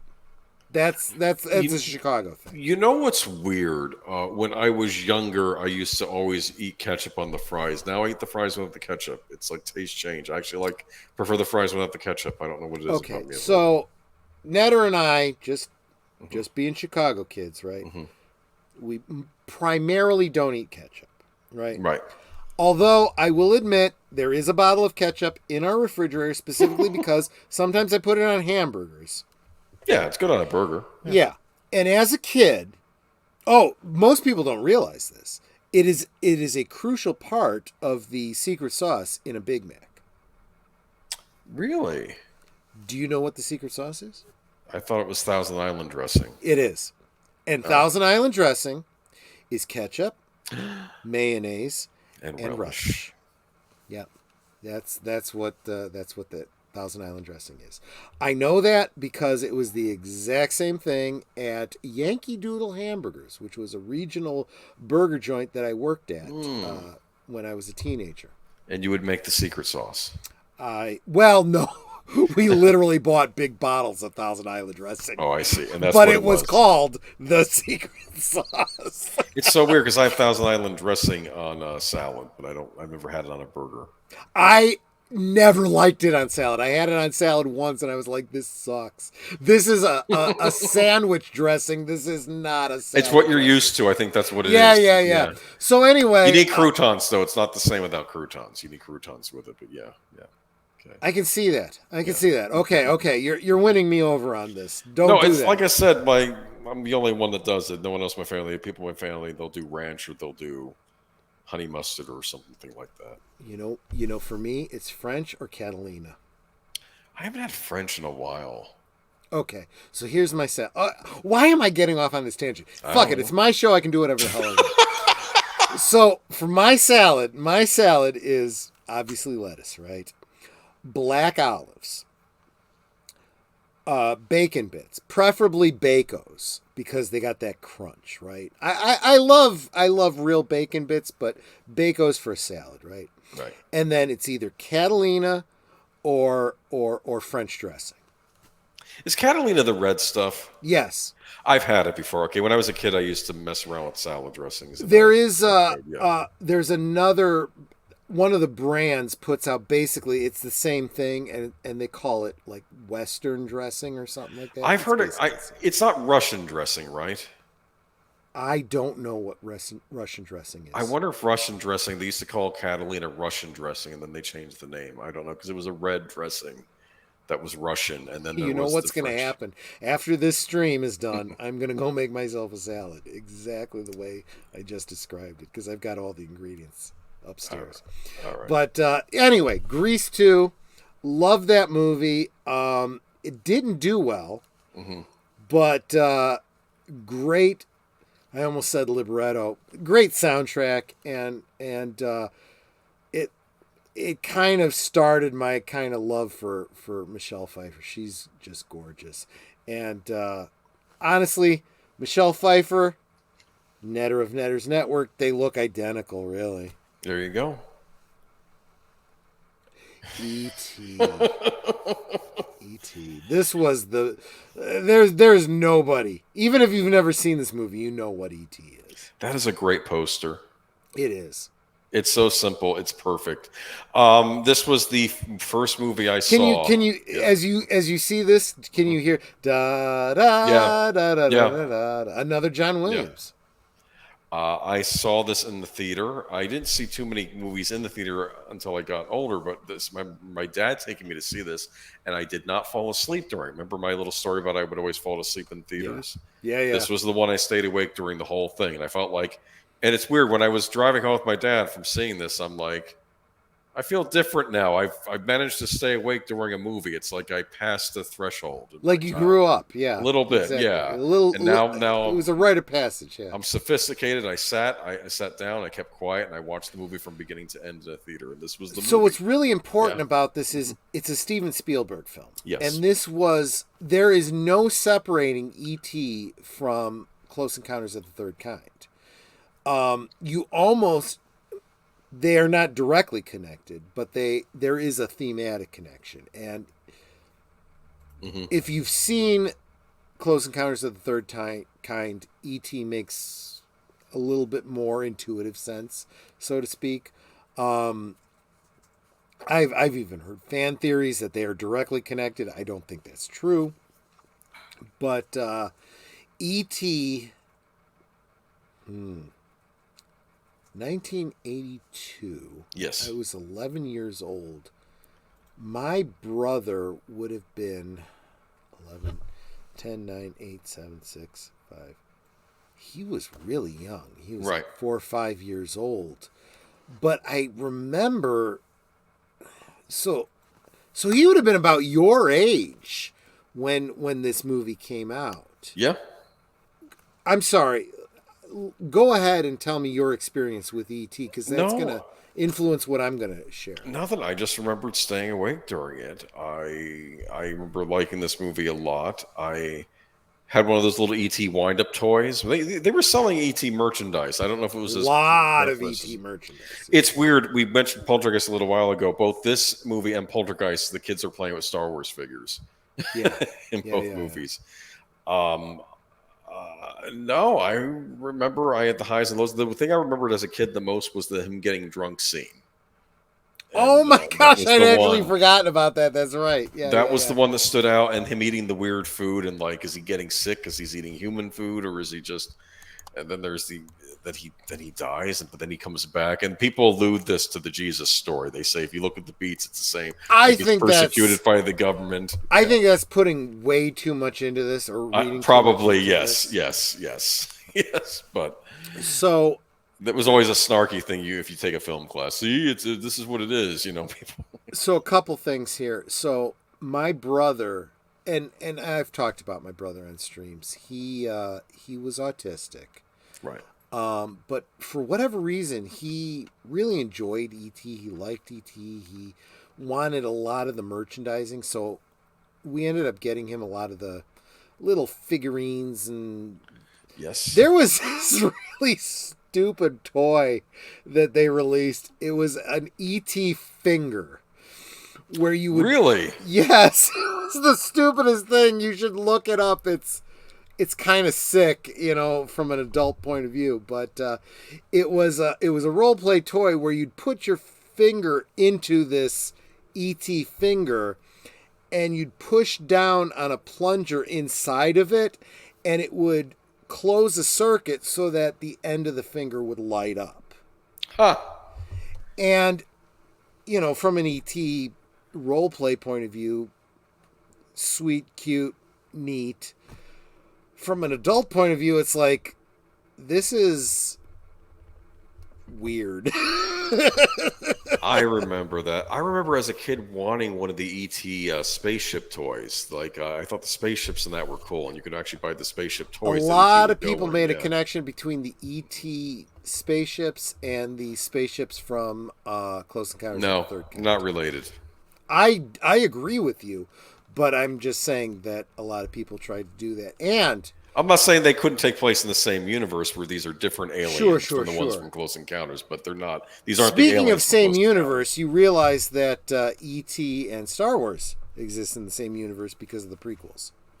Oh, because you see an E.T. in one of those things. Yeah. What I thought was interesting, though, they were visiting Earth because they're collecting plant samples. I guess it's like, are they botanists, the family? I mean, they're collecting plant samples from Earth. I got the impression that they weren't even so much that. It was like they were just hungry, and they were just getting some food before they returned home. And then his family leaves without him. When you're a kid and you feel bad for him, it's like, wait a minute, they're leaving without him. And what's interesting is you see everything from... like all the adults, the government guys, I don't think you ever see their faces till like the end sequences, right? Like you're always seeing the like them from the neck down. Is that right? If I'm remembering this right? Yeah, I think you're right. Yeah. And even when you see them later on, they have sunglasses on, like they're obscured. Right, It's interesting. It was a very child-centric kind of idea, kind of like the Peanuts, right? Where you don't ever actually see the adults, you see everything from the children's point of view. Speaking of which, again, 11-year-old Troy, but very preteen, very starting to notice girls. Right. Dee Wallace was someone that I paid very close attention to. Right.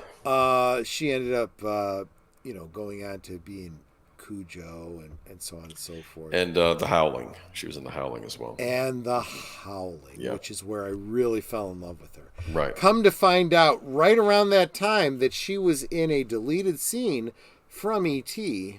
where she's just Google Dee Wallace E.T. deleted scene. Okay. You'll see there was a scene where she like fell asleep and she's like lying face down, so there's no whatever, but she's like topless, but you're only seeing a bare back or whatever. Oh, I see. And E.T. sees her and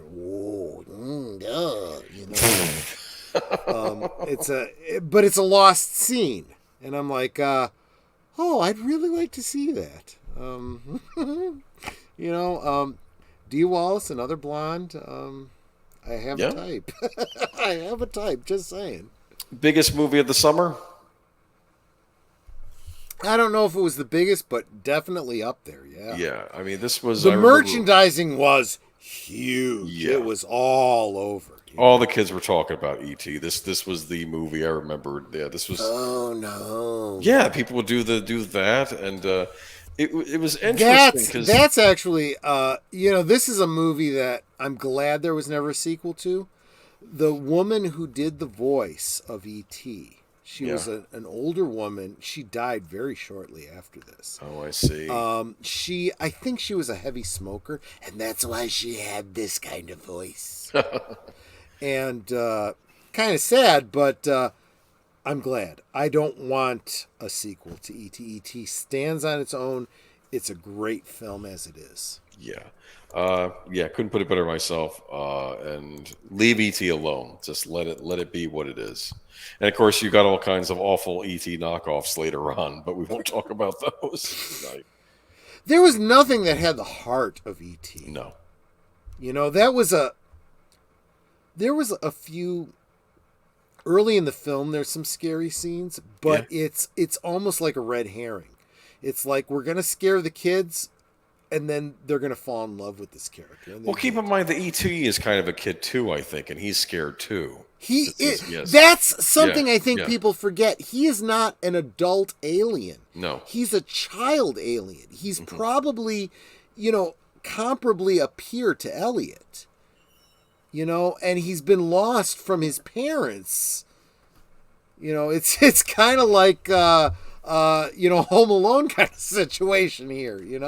And the kid's mission, they want to get him back to get back to his parents and let him go home. Yeah. Yeah, that's all he wants is to go home. It's kind of like in a lot of ways. There's a lot of overlap. I never thought about this before tonight. Thank you for that, Age Boomer. But there's a lot of correlation to Wizard of Oz. Yeah. Just trying to get home. Yeah. There's no place like home. There's no place like home. What does E.T. say through the whole film? Phone home. Phone home. Yeah. And he uses a speak and spell to do it.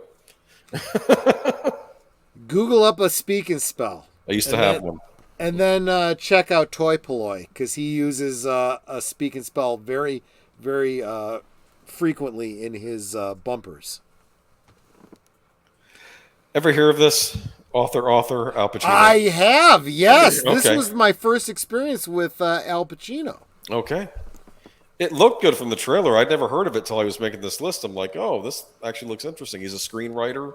He's getting divorced, and it's like the whole thing with him having to get remarried and the kids. I do have to admit, though, that I didn't see this when I was 11 years old. I saw this a couple of years later on cable. You're going to see this little symbol here, 20th Century Fox. A lot of 20th Century Fox. Yeah. Releases. I do miss that studio dearly. Was this good though? Worth checking out? You know what I miss about 20th Century Fox, believe it or not? The fanfare. Dun dun Yeah.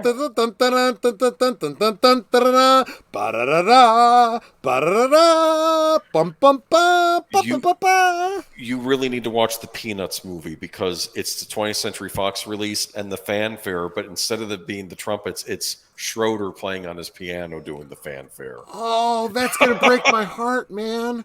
It's I going to break know. my heart. But It you know will. what? I will get to that because I have a lot of Peanuts and I'm trying to watch them in order. Yeah. And it's your fault, you fucker. but Author, good movie. Maybe check it out. Good family drama. This got a comedy. lot of Academy mention. I don't Academy know mention. how it did or if it won any awards or anything like that. Okay, well, I'll look into it. Clint Eastwood, Firefox. Oh my gosh! Oh my gosh! Oh my gosh! Oh my gosh! Oh my gosh! Oh my gosh! Oh my gosh! So I did not see this one in theaters. It was not even on my radar. But this one I watched on cable over and over and over and over again. Yeah. Yes. Oh, I love this movie. Why I don't have this in my collection? Why I haven't done a rewatch of this? I have no fucking idea. This is an important film. Firefox with Clint Eastwood. This is, oh, wow. Great movie. I have not seen it. It's one of the few Clint Eastwoods I haven't seen. I was on a mission like a couple of years ago to try and watch all the Eastwood movies I hadn't seen. So this one I still have to get to, but it looks good. So this I have not seen since 1982, 83. Okay. When it was on cable. And so I may be misremembering this, but he was being sent to steal a Russian experimental plane called Firefox. Right. Which I think they used an SR-71, like body or whatever. But the technology, this was very sci-fi, right? Yeah. He had to put on a helmet, and the helmet read his brain waves or whatever, and you literally controlled it with your brain waves. Neat. Yeah. Is this what Airwolf was inspired by, maybe? Maybe, because if you look at that writing of Firefox, very similar to Airwolf, I'd be surprised if there wasn't a connection. But I don't know. You'd have to ask Michael of Retro Blasting, because he's more of an Airwolf fan than I am. Okay. So I will definitely Someone watch better this. remind me to tag Retro Blasting at the 1 hour 48 minute mark on this video. 1 hour 48 minutes. Yeah. Just think about Clint Eastwood. That's when you talk about it. I should see if this is streaming anywhere. That might be the idea. Well, I'm saying 1 hour 48 minutes, but I don't know that we actually started. At exactly, but right around there. Oh my goodness. Firefox, Michael of Retro Blasting. Yeah, that's all I really need to know. Okay. Netter's looking out for me. Oh my goodness, hour 48 minutes already. Let's keep moving. Navigate. Whatever, I can always edit this down. Oh, I ain't gonna edit this out. That's for damn sure. Oh, Blade Runner, dude. You and I have butted heads on this. We butted heads over this because I think it's a good thing. I think it's a brilliant good thing. I think we should continue to butt heads on this. So yeah, this one. You'll also see in the thumbnail. Wow, this is especially after the sequel. We've gone round and round, but I love the fact that you and I can argue about something that we should never be able to resolve. Yes. What does it mean to be human? And I love the fact that this film and the Vinny Villeneuve version, sequel, come at it from two completely opposite points of view, but it's still the same argument. What does it mean to be human? And there is no answer, and there should not be an answer. Honestly, Boomer, if you and I ever come to agreement on this film, we're both done with this film. And I don't want that. I don't think you can ever be done with Blade Runner. Again, there are different cuts of this movie. I know that you're a stickler for the theatrical version, which, to be fair, many people love. Yeah. Guillermo del Toro says that's his preferred version, and I do agree with whatever. And I like Guillermo del Toro, so Yeah. so I'm with him on that. I agree that theatrical editions of movies should always be preserved, even if there's a director's cut out there that the director wants out there. You Dude, still I to do have this, the DVD version that's got, what, 4 different All of fucking them. versions on it. And I am happy. I am glad of it. I will watch all 4 versions. I have my preference, but I like the fact that all 4 versions exist. Now, believe it or not, the thing that they say, the director's cut brings up illusions that Deckard's a replicant. I think that part is dumb. I don't buy Deckard as being a replicant. Other people do. No, I agree with you on that point, Yes. but I appreciate that the question is out there and it should be. And it doesn't get resolved in the sequel. And it should not be. And it's not resolved in the original and it's not resolved in the sequel.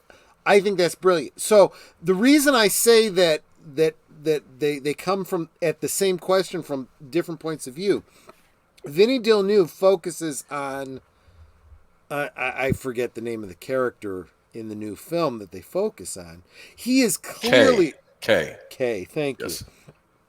K is up front. You're told he's a replicant. Yes. But there comes a point in the film where he starts to question whether he's really a replicant. Yes. He starts to think, "Am I human?" Yes. Or was I born? I think that was the big thing. Exactly. Yeah. And when you because we established in the first film, Sean Young's character doesn't even know she's a replicant because she's been imparted with memories, artificial memories. If you can be implanted with artificial memories, how does anyone know they're not a replicant? How does anyone in the world know they are not a replicant?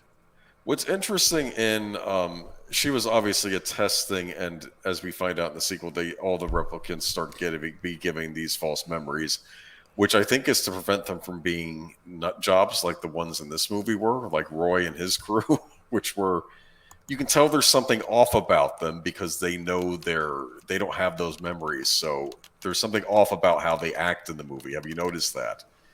Right. In fact, I suspected Love's character in the sequel was another one of these where she wasn't given memories either because she acted a bit off in that as well. Right. But it's just one of the greast science fiction movies and I ever love. made. Look, I have become between Dune and the Blade Runner sequel. Yeah. I have become a huge Vinny Villeneuve fan. Check out Sicario if you get a chance to. That's another good one he did. Sicario. You're gonna have to remind me when I'm sober. Yes. But let me tell you, he the guy I swear is brilliant, and he has a way of isolating the elements and playing with them. Mm-hmm. And I don't care whether that's Dune or whether that's doing a sequel to, Blade Runner. He's kind of a genius. Talk about faithfulness to the source material. That's what Vinny Villeneuve is. Real quick, I wanted to say one thing about Sean Young. Yep. Between this film and Dune, I kind of had a crush on her. No, she was a leading lady from back in the day. I remember I first saw her in Stripes, I think, right? She had done Stripes before this. Oh, that's right. Yeah. She was in Stripes. She's the one that got the Aunt Jemima treatment. That's right. Matter's laughing over here. I'm glad that I made her laugh because she's not getting pissed and I'm, salivating over Shani. As far as I'm concerned, she's Shani, right? She is the character from Dune. I forget sometimes that she was Rachel in Blade Runner. In Blade Runner. Look at this. Man has made his match. Now it's his problem. That's a good tagline for this movie. Absolutely. More human than human. Yes. And that freaks me the fuck out in 2023 because we are talking about AI. I've said this many, many times. We talk about AI writing stories. and AI is doing better than humans. Now, admittedly, I will say it's because the humans are doing such a shit job. Yeah. But I don't care. They are more human than human. Right now in 2023, that freaks the fuck out of me. One more thing I want to say about Sean Young. Sean Young, who played Chani in Dune, the reason I fixated on her so much is because there was this magazine that I got. Again, I was in grade school at the time. I don't remember if it was Dynamite magazine or what it was, but that Scholastic Reader that you got all the magazines and books from. Yeah. There was one that I got that was related to Dune that really hyped me up on that David Lynch Dune film, which was, of course, my intro to David Lynch. But there was this great picture of Sean Young. As it was a promotional still. It wasn't actually in the film. Of her as Chani with a very, let's just say, diaphanous top that she was wearing. Huh. Being see-through? Yes, very see-through, which I very much fixated on. Just gotta,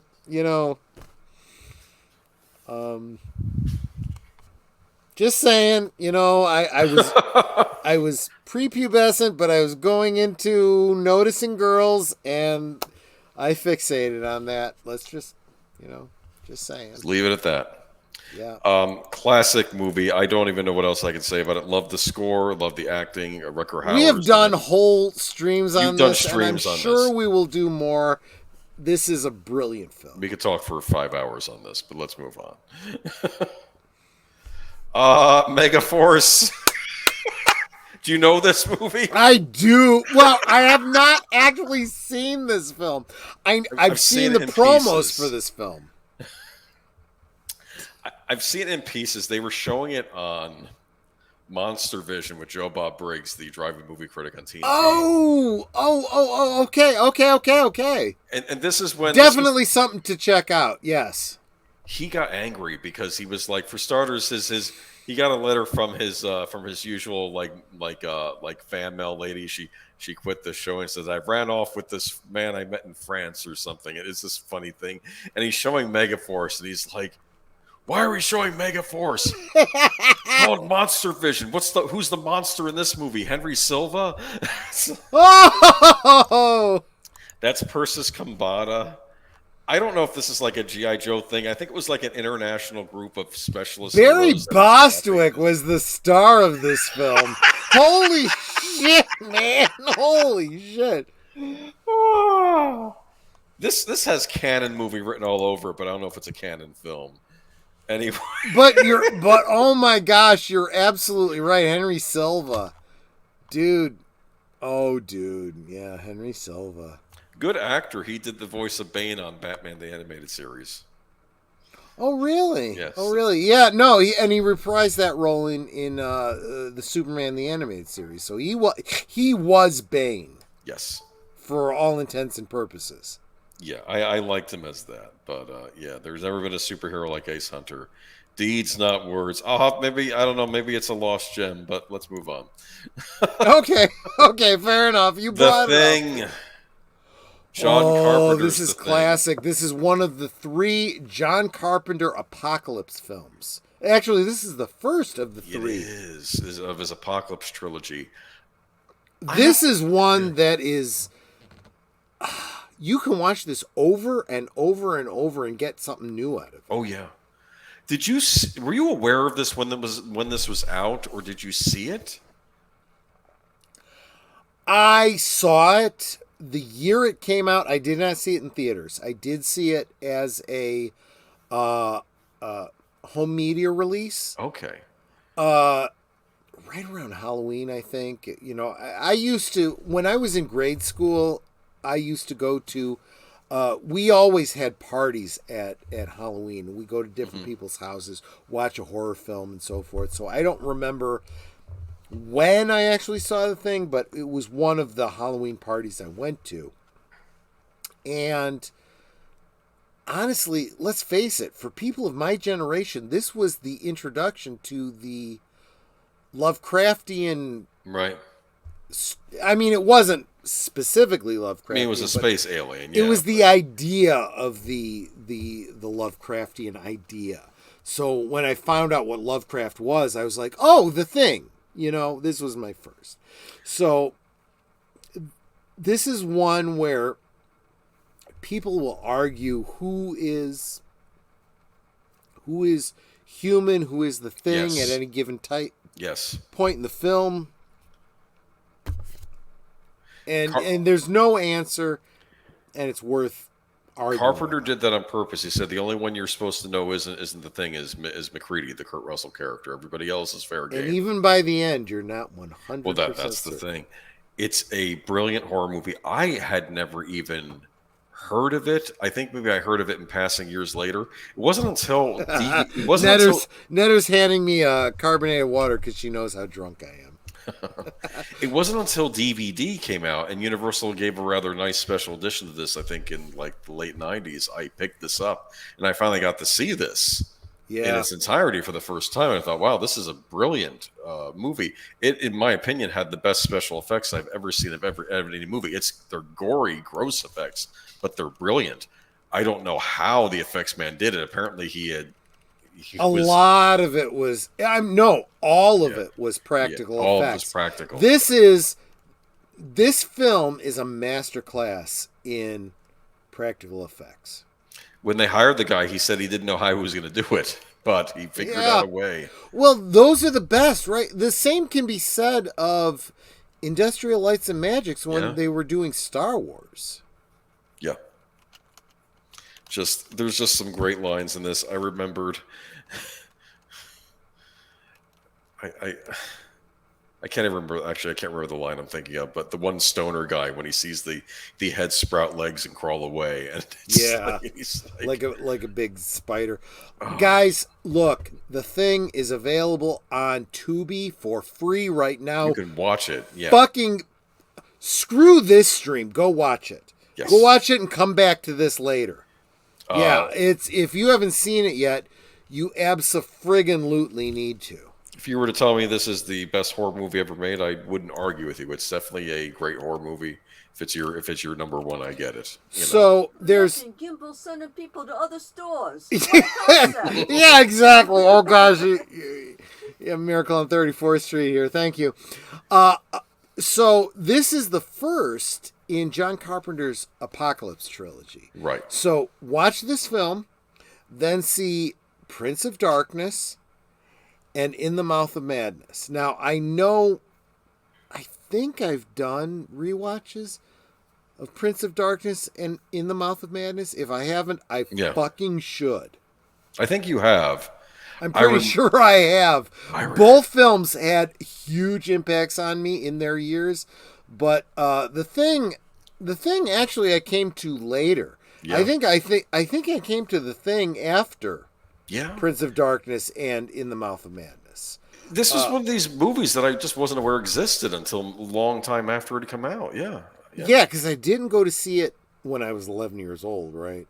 But when I started to understand who John Carpenter was, and I saw Prince of Darkness, I was like, who is this guy? What movies has he done? I need to see more. Do you remember in Prince of Darkness when the Alice Cooper character thing, or whatever it is, comes up and says, I have a message for you. And you're not going to like it. Pray for death. That's terrifying. Oh my God, yes. That is terrifying. It's like, how bad is Oh my God, right? Holy crap. But this is also a great John Carpenter movie. I highly recommend you check it out. Was put out in a Shout Factory Blu-ray. I'm sure they gave it the 4K treatment as well. And again, The Thing, Prince of Darkness, and In the Mouth of Madness, you need to look at all three of these films, not necessarily as taking place contemporarily in the same universe, but they are all three John Carpenter films in the spirit of H.P. Lovecraft. Yeah. And if you don't know what H.P. Lovecraft is, see these 3 films and then look up H.P. Lovecraft. Yes. And then you can thank me later. Or you can curse me later, depending on how you look at it. His prose is interesting. His dialogue needs some work, but anyway, I'm thinking about Well, I'm harsh on him. You're though. right. You're not wrong. Oh my gosh. One of my without a doubt, my favorite film of this year. We did a stream on this. We did the rewatch of this. I'm glad we did, because this is a phenomenal film. This had a huge impact on me. Love, it seems, made flying dreams to bring you close to me. Oh, I love this movie. This was was this the first Don Bluth film? He had done work for Disney before, but yeah, this was, I think, his first outing on his own. Yeah. Don Bluth also, this is worth YouTubing. He did 2 video games. Space Ace and Dragon Slayer. And Dragon Slayer. Actually, in reverse order. It was Dragon Slayer and then Space Ace. No, it's Dragon's Lair. Yes. Am I slurring my words? You said Dragon Slayer. You're confusing with that. No. That's just because I'm slurring my words. I know what I meant. I got you. That's not what I said. You can actually, if you own a modern game console, you can buy the Dragon's Lair games and Space Ace in a collection. Are they any good as games these days? Because let me tell you something. I played both of those games in the arcade, and they fucking sucked. They have a lot of rote memorization. What you can do, though, is you can allow it to play, and then you can just watch someone else, basically the computer, playing the game for you. You get Look, you could fucking go to YouTube and look up Space Ace and Dragon's Lair. Dragon, say it for me, please, because I'm Dragon's Lair. Thank you very much. Look those up on YouTube. You can find people that have done, playthroughs of them. They almost become a movie of their own. Yeah. Which is great, because this was, and let's face it, it was ambitious gameplay. Yeah. It was gameplay based on Laserdisc film. I don't know what. There was a Laserdisc in the arcade cabinet. Yeah. And as you would, work the game console, it would play the movie that was recorded on the Laserdisc, and it handled like shit.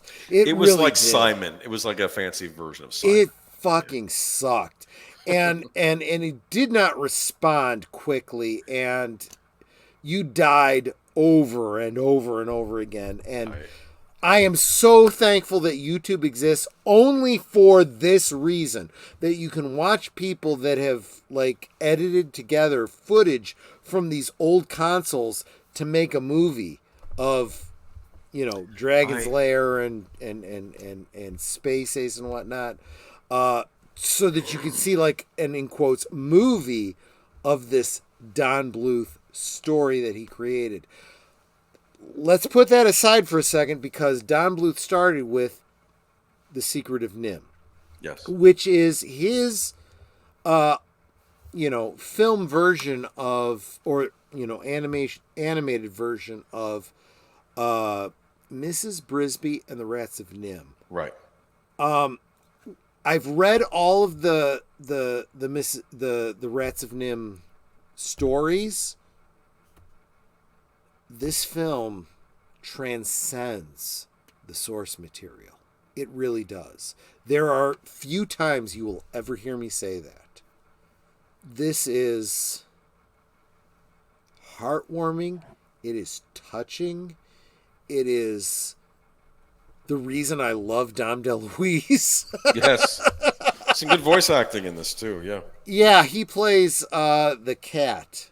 No. I'm sorry. He plays the crow. The crow. Yeah. I love you. The cat doesn't talk. The cat.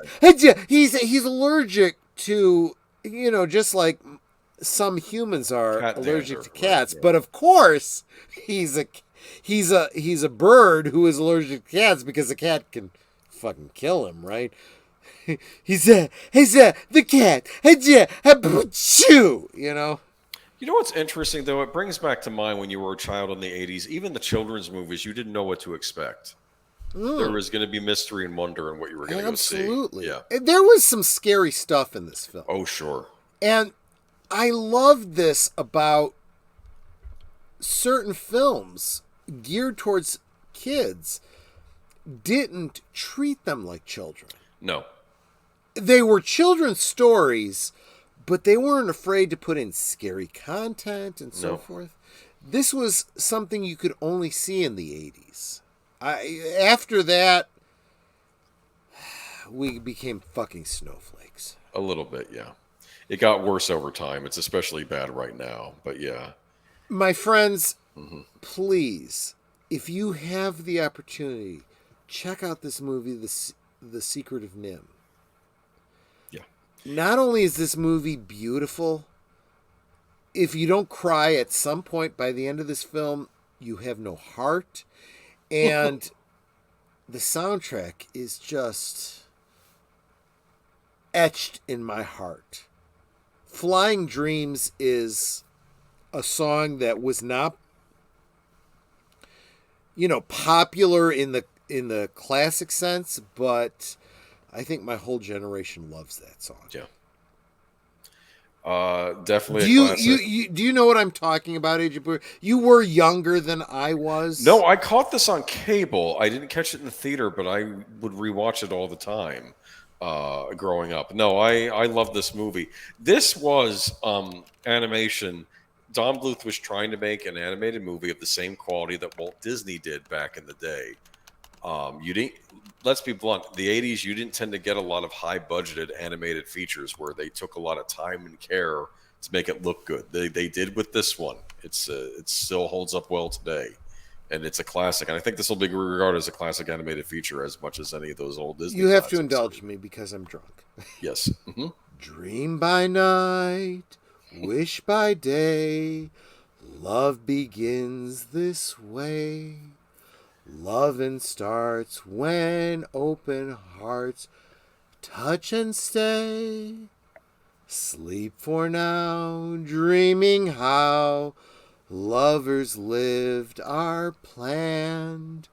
Future songs and flying dreams, hand in hand. This is a song that was written by, believe it or not, I believe this song was written by Kenny Loggins. Yeah, I think that's right. And love, it seems, made flying dreams so hearts could soar. I'm sorry. I can't do it justice. Go see this film. It's a great one. And you will thank me later. I promise. And be sure to check out our live commentary for the movie that we did a few months back, right? Dude, on your channel. When this stream comes up, you need to comment it with a link. Okay, I got you. Okay. Thank you, man. Tron. Oh my gosh, I love this movie. I love this movie so much. We've talked about this, I think, on my channel. I know, damn it. Jeff Bridges Goes into the Computer. This was one that actually Siskel and Ebert really liked. They gave it a big thumbs up when it came out. I applaud them both. Look, when Siskel and Ebert agreed, you were probably on the right track. This was, I think Ebert said that he goes to movies to go to places he'd never been before. Tron took me to places I never knew existed. This is going into the world of the computer. This changed my whole concept of computers and computer games. Right? Every time from this point on, when I played a video game, I believed that the character I was playing in the video game was real, and if I died, they died. Yep. And that's what this movie set up. Brilliant special effects for the time. I think the first use of, not first use, but like the first use I ever saw of computer animation in a motion picture. I'm sure it really was cutting edge. It used a lot of the same rotoscoping that, okay, believe it or not, Superman the motion picture used. So if you watch Superman and you watch the Kryptonian scenes and the glowing costumes that they wore, that technology is what was used in Tron. But yes, there was a lot of rotoscoping and incredible visual tech. But screw all that. Put that all aside. Look at the story. It's brilliant. Yeah. Jeff Bridges, a computer programmer, the company he was working for stole his ideas for computer games and made a boatload of it, and he's trying to hack into the system to get the information back. But meanwhile, the company is being kind of ruled over by a master control program voiced by David Warner. Oh, yeah. And, he's trying to get exposure he's just trying to prove that they stole his games and the Encom made all the money off of the games. But instead, he just gets the master control program decides, okay, I'm going to digitize you into the computer, and now you're in here with all the programs. And I should point out also, Mr. Melissa Gilbert, also important in this film. Boxleitner. I'm sorry. Yeah, Bruce Boxleitner. That's his name. As far as I'm concerned, he's Mr. Melissa Gilbert. I kind of had a crush on her. Yeah. But he... Don't tell me about her politics. I don't want to know. Well, I don't want to not like her. More about Tron. I just think it's neat. The little bit thing in it that says, yes and no. Yes. No. Netter does that from time to time, and I love her for it. Great Disney movie at the time. In fact, I think it might still be my favorite. Yes, keep in mind, this was a Disney film. Disney film did some pretty avant-garde films that... so I'm going to bring up, like, The Black Hole. It didn't do very well, but it's worth revisiting. Right. The very avant-garde and worth the watch. Tron is great. I love the sequel. I don't know that the sequel did very well. I went to see it with a bunch of my friends, my D&D group, and they were all like, nah. And I'm like, look, it was good enough. I love this. I hope there's a sequel. It holds up better on rewatches. I'll say that for Tron Legacy. And I think it did good. But then Disney bought Star Wars, and it's like, what are we going to do? Spend money on the thing I want to say about Tron is the Star Wars sequel. So one of the things I want to bring up, and because I'm so drunk, I'm not focusing on this enough, but there are a lot of reverberations from this year and these films. Tron had a arcade game that I think very much influenced the arcade game in general at the time. It was an arcade game based on the movie being about arcade games. So it was a weird thing. It was like a fictional film about fictional games, but the arcade game made those games reality, right? Yeah. And the soundtrack by... Help me out here. Who did the soundtrack for the original Tron? I don't remember. I know Journey contributed a track to it, though. Did they really? I didn't even know that. Yeah, I do own the I score know to it, that though. Tangerine Dream did... Didn't they do the sequel? No, that was... Oh, no. Oh, okay, let's do this real time. Let's do this real time because I'm drunk. Who did the soundtrack of Tron? Why don't you just our AI? Alexa, who did the soundtrack of Tron? I know about 2 Tron soundtrack songs, and they are only Solutions by Journey and 1990s Theme by Journey. Oh, okay, so she only knows Journey. So that doesn't really help me. And who did the... Oh, I didn't spell soundtrack right because I'm drunk. Oh, my goodness. Soundtrack of I spelled it as Trong. And Netter's laughing at me. Well, Tron.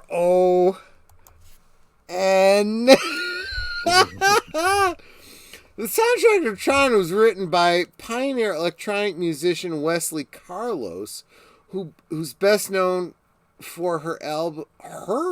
Oh, interesting. Oh, I'm sorry, I misread that. Wendy Carlos, who is known for her album Switched on Bach, and for the soundtrack to many films, including Clockwork Orange. Holy shit! I'm learning a great deal of stuff right now. And you're not going to remember it tomorrow. Yeah, I know. But I'm bringing it up on, on my... No, this isn't showing up on screen, so it doesn't matter. But Gotcha. I will look this up later because I will listen to this stream later. But holy cow, that's pretty cool.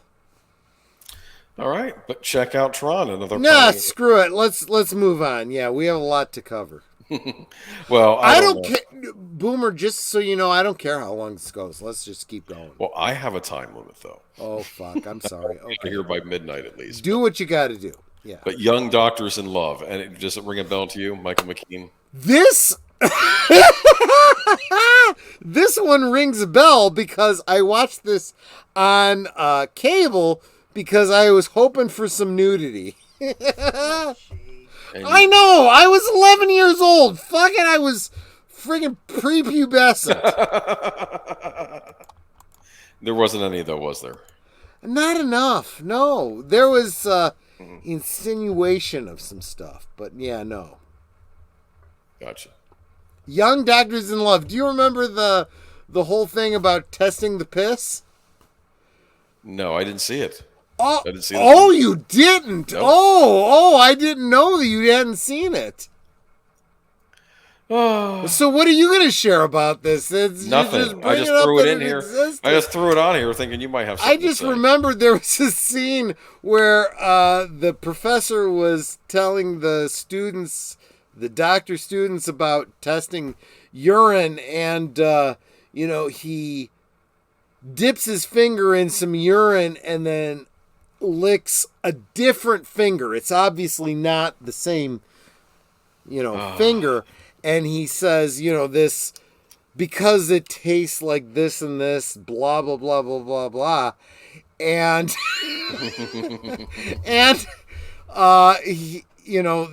one of the students comments on this, and he's like, well, you don't realize that I didn't really. I dipped this finger into the urine, but I actually put this finger into my mouth. And and the student goes, but if you had actually tasted the urine, you would have discovered this, this, this, and this. By the end of the shtick, the professor fucking drinks the urine. That's disgusting. It's fucking stupid, but this is a stupid comedy. I mean, if you're in the mood for a stupid comedy, this is it. All right. Well, I'll look into it. Hey, you have to this day have not seen it? I've not seen it. No. This is a classic from that year. Yeah, you have. I like Michael McKean. He's in it, so I'll look into it. Yes, absolutely. Stop corrupting Boomer. Oh, I'm Okay, Kenny Rogers in Six Pack. Ring a bell? I haven't even heard of this. I know nothing of this. Apparently my sister saw it. This was his acting debut. My sister liked this. I didn't know you had a sister. Well, now we're moving on. Okay. Midsummer Night's sex comedy. Woody Allen. You realize that the 1982 version of Troy would ask, is your sister hot? Don't answer that. Don't answer that, because the 2023 Troy knows I should not know the answer to that question. Well, now I'm curious. Is she hot? Netter's asking if she's hot. You don't even know how to answer that, do you? When you're a brother, you don't exactly know how to answer that. Okay, fair enough. Let's move on. A Midsummer Night's sex comedy. Woody Allen, Mia Farrow, Jose Ferrer. Ring a bell to you at all? I know this film. I know I desperately wanted to see it. I never saw this film. Is it any good? I've never seen it. So, those of you in the chat, please let us know if this was any good. Actually, you know what? Let me look this up. Well, since I can't hear your side of the conversation, what movie are you talking about? Midsummer Night's Sex Comedy. Have you ever seen it, Netter? I've never even heard of it. Oh, she's too pure. She doesn't know about this stuff. It's my job as her husband to corrupt her. Although it almost sounds like my former marriage. Oh, fuck, man. Midsummer Sex Comedy. I know I wanted to see this movie, but I don't think I ever did. 1982, Midsummer Night's Sex Comedy. This was a this was a Woody Allen film. Mia Farrow. Oh, I might have seen this film. Okay. Do you know anything about this film? Mary Nothing. Steenburgen? Jose Ferrer? Oh, fuck. Netter, I'm not going to remember this later. We need to see this movie. Okay. We need to see this movie. All right. So let's move on. Dude, what's wrong with you bringing up a film that neither of us have fucking seen? I don't know. I thought it might jostle memory. Summer Lovers. There's your nudie movie. I think from what I heard. I saw this movie. Daryl Hannah. Not as good as you might think it is. Okay. Not enough friggin' nudity. All right. Yeah, it's one of those menage a trois films that isn't really as exciting as you think it is. All right. That was one I saw on cable. The Challenge. The Challenge, I have no idea about. Okay. Summer Lovers you saw on cable. Yes. I saw it and was disappointed. I'm sorry. Gotcha. Okay. The Challenge, he has trained every thought, every muscle, and for this moment. This was Scott Glenn. Have you ever seen this? This was like an odyssey. I have not. Have you? I did. This is like an American's odyssey to Japan, where he like learns the way, I guess, of the samurai or the ninja, and like learns how to wield a katana. Sounds like exactly the kind of movie I would have loved if I'd known it existed. Yes, but this was a big thing back then. See, this is like a man's movie. See, he's got the bear shirt. And the this katana. Is why cable was so awesome, because we wouldn't have even been aware certain films like this existed if it wasn't for cable. Gotcha. Best little whorehouse in Texas. Dude, there is so much I can say about this film, but let me tell you, one of my favorite Christmas songs comes from this. Hard Candy Christmas. That's a good song. Oh, God, it breaks my heart every time. In high school... Okay, so this film obviously came out when I was 11 years old. I did not see this film when I was 11. But when I was in high school, I was dating a girl who loved this film. Loved Hard Candy Christmas. Kind of turned me onto that song. And it has become... I'm almost getting weepy just thinking about it. Just an incredible part of Christmas for me. I love that song. I love that element of the story. I have since this, I have seen the movie, and it's okay, but that Hard Candy Christmas is, for me, the best part of this film. I still listen to that song around Christmas time. I love that song. I love Dolly Parton. I know that in the late 70s, early 80s, she was like this, in quotes, sex symbol, but I never saw her that way. I love her for her music and her just a great spirit. She's awesome. And look, it would be tempting to look at the best little whorehouse in Texas as like something really bad and sinful.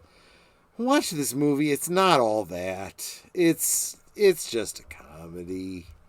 And, Dolly Parton's role in this is, although she plays the madam of a whorehouse, there is nothing unwholesome about her in this film. Or the other girls. No, or the other girls. Yeah. No. I want to say we watched this as a watch party on Big Al's channel. Yeah, okay. So both you and Netter confirmed that. So check that out. But and definitely watch this movie. It's a good movie, but it's a very unfortunate title because it's not all that. Gotcha. So it's got Burt Reynolds, right? Yeah. Great. Oh, The World According to Garp. Robin Williams. This is a classic. This was with Never read the book. I only ever saw the movie. I saw the movie. I read the book. The book was better. There you go. I remember Glenn Close's character in this about what she did to a certain soldier in the hospital room. You know what I mean? I don't remember that. I remember John Lithgow. Okay. Especially. The whole thing about, let's just say a car accident. I'm going to leave it at that. You fucking watch the movie and find out what I'm talking about. Another brilliant Robin Williams comedy, though, I think, right?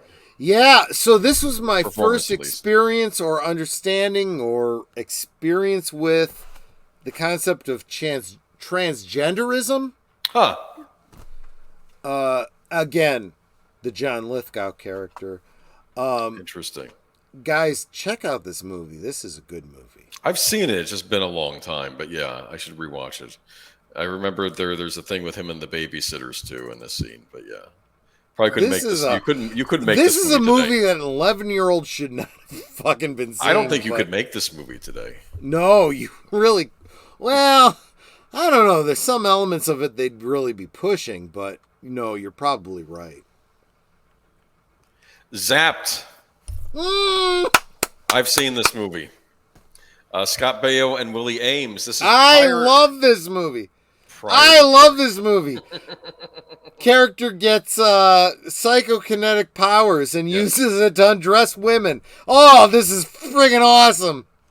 To be fair, it's not quite as scandalous as it says on here, but there is a scene with, I believe, Scatman Crothers where he gets high on something and you see what it's like in his mind when he's high.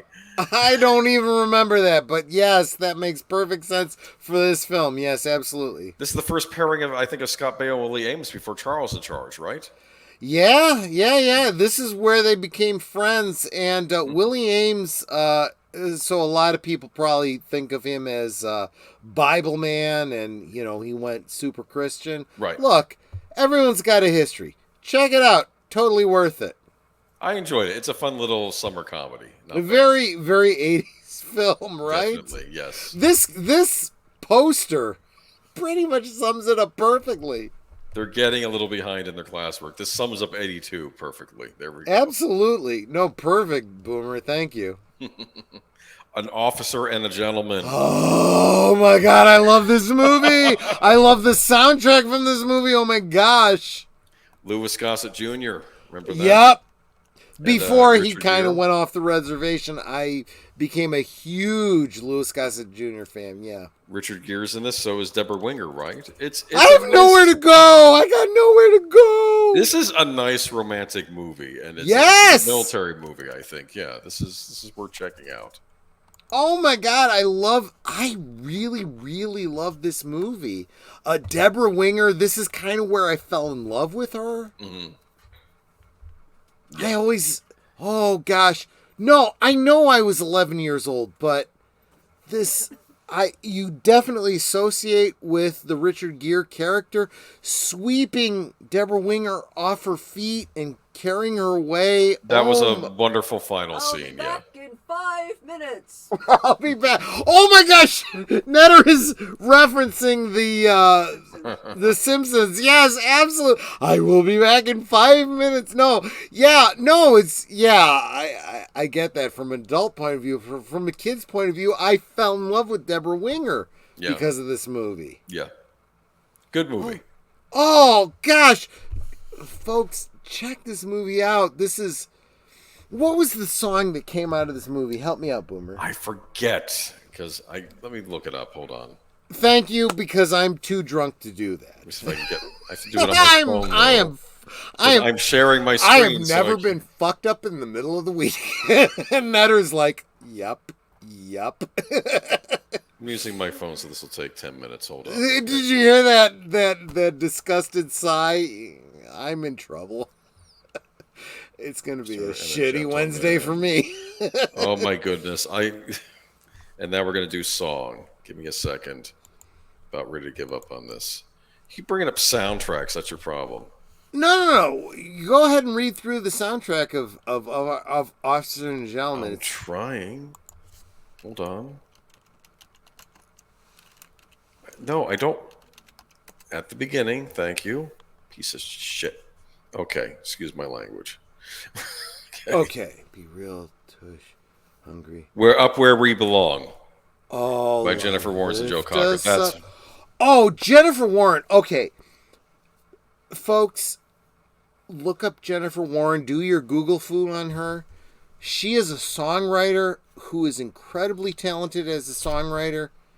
You will be shocked at how many songs that you love that she has written. Yeah. Cool. Oh, and Joe Cocker. Oh, that voice, right? Good stuff. Yeah. No, gosh. Dirty Dancing. That's where you. No. Joe Cocker. Help me out here. What was the big song that Joe Cocker did? I don't know. Well, actually, Up Where We Belong is probably a big one. That's probably the big one. Yeah. Think of. What was the one he did at Woodstock? Okay. I got it. Joe Cocker, Woodstock. Yeah, and unfortunately, Joe Cocker, Woodstock. Oh, A Little Help from My Friends. A Little Help from My Friends. Which of course was the theme song from Life Goes On from the 80s. Right. Which, of course, Little Help from My Friend is his cover of a Beatles song. Yes. Joe Cocker was probably... My first experience with Joe Cocker was John Belushi on Saturday Night Live doing a parody of him.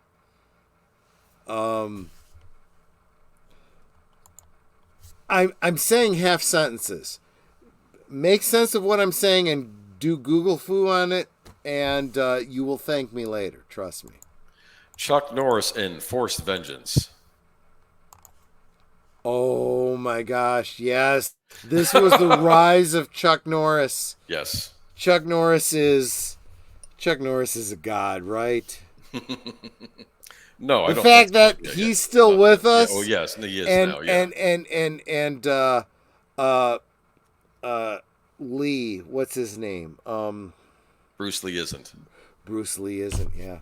But he trained with Lee, didn't he? I think. Yes. They were good friends. Yeah. They were good friends. They did films together. They did the whole play off of who wins and who loses in their films and whatnot. Keep in mind these were films, so they didn't actually have real fights.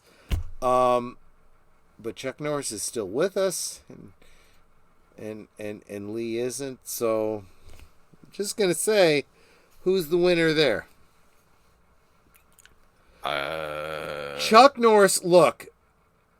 So Forced Vengeance is a film worth checking out, but do a IMDb search of Chuck Norris and watch all of his fucking movies, and you will thank me later. Trust me. Night Shift. Oh, this is a heartbreaking film. This is one Netter talks about a lot. Mm-hmm. This is Henry Winkler. Yes. And Shelley Long, I believe, right? Dude, if you are not in tears by the end of this film, you have no heart. Right. do yourself a favor, check out this movie. I'm not going to say anything more about this film. This is an after Vietnam film. Netter, what can I say about Night Shift? Night Shift, if it's the one I'm thinking about, is Michael Keaton, where he... No. This is Henry Winkler. Oh, Night Shift. No, the one I was talking about is Heroes. Oh, I'm sorry. I'm confusing this with Heroes. Okay. Side note, check out the movie Heroes with Henry Winkler. Sorry. Keep in mind, I can't hear your conversation. I know. You can only hear my side of the conversation. Let me look up Night Shift. It sounds familiar. Age of Boomer, Night Shift, tell me about this movie, because I'm confusing it with another movie. I've not seen it. Oh. Netter knows it. Okay. Netter knows it. He gets a job as a morgue attendant and ends up having a prostitute ring, helping. Okay, so this is a little bit comical. It's a comedy, yeah. I have not seen this movie, guys. Okay. This is not the movie I thought it was, so... Well, then we'll move on. It's fun. Go ahead, yeah, it's move on. Fun, okay. Go ahead. Cheech and Chong, things Cheech and Chong, any movie Cheech and Chong ever did is worth watching.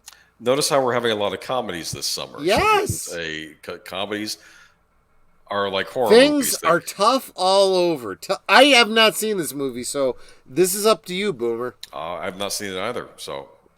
Crap! Okay, go see this movie. Tell us about it in the chat, guys.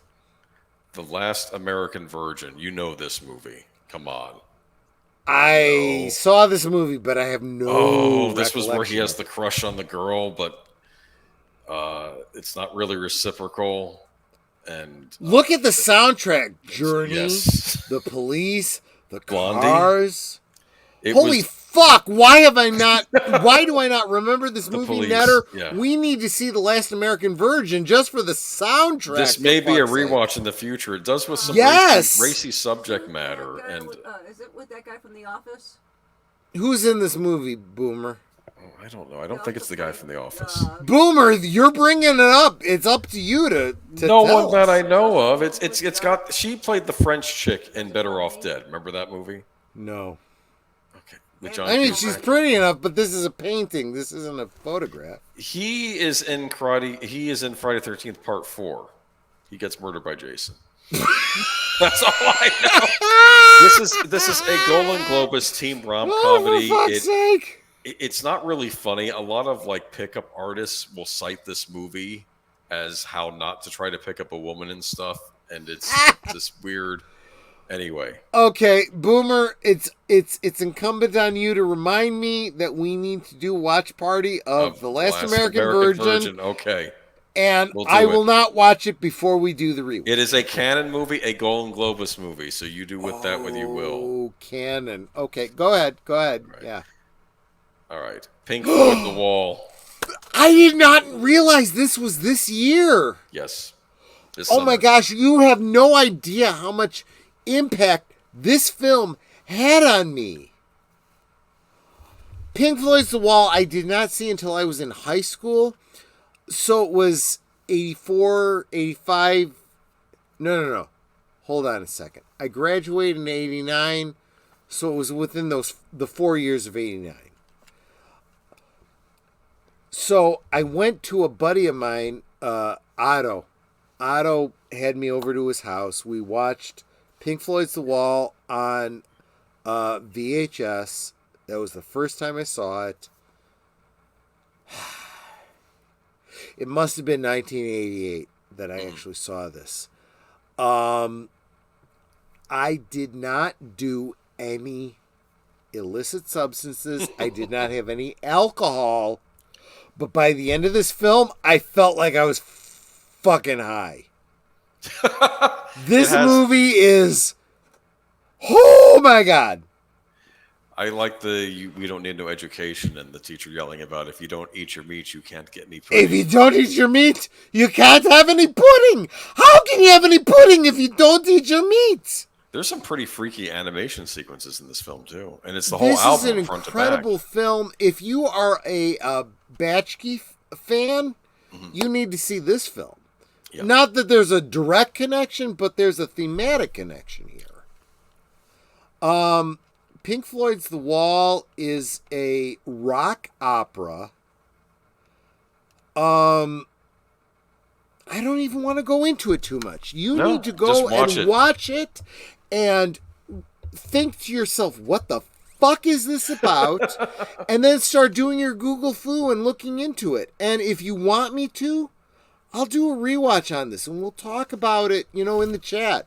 Yeah. This could be a great, very fun rewatch. I love this movie. This was my introduction to Pink Floyd. My first album of Pink Floyd was The Wall. It was a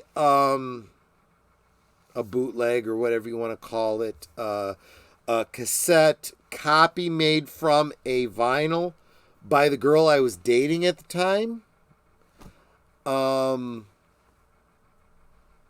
Yeah, this needs to be a stream in and of itself. That's all I can say. Maybe I did not know this was 82. You can get Tom Connors to come back on for that one, maybe.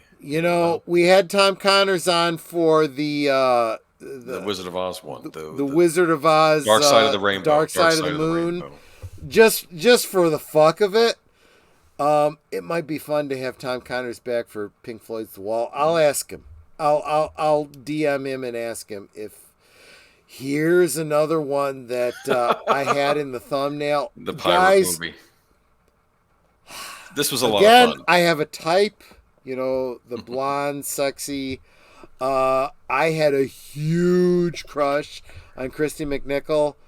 I understand, Hollywood affects people, and she had some bad experiences, but I was fucking in love with Christy McNichol at the time. That was the only reason I even bothered to watch the pirate movie. Cool. It's a fun little summer comedy, musical comedy. I remember enjoying it. I kept confusing this one with Pirates of Penzance, though. I remember that when I was a kid. Oh, very, very different things. Yeah, very different things. Yeah, but they're worth checking out. No, oh gosh. Yeah. The Pirates of Penzance, that gets back to the whole musical thing. So definitely worth checking out, but not the same thing. But yeah, no, I was friggin' in love with Christy McNichol, so that's the only reason I even bothered to see this movie. Before I was even into David Lynch, Christy McNichol was the reason that I saw. Oh, what was that movie?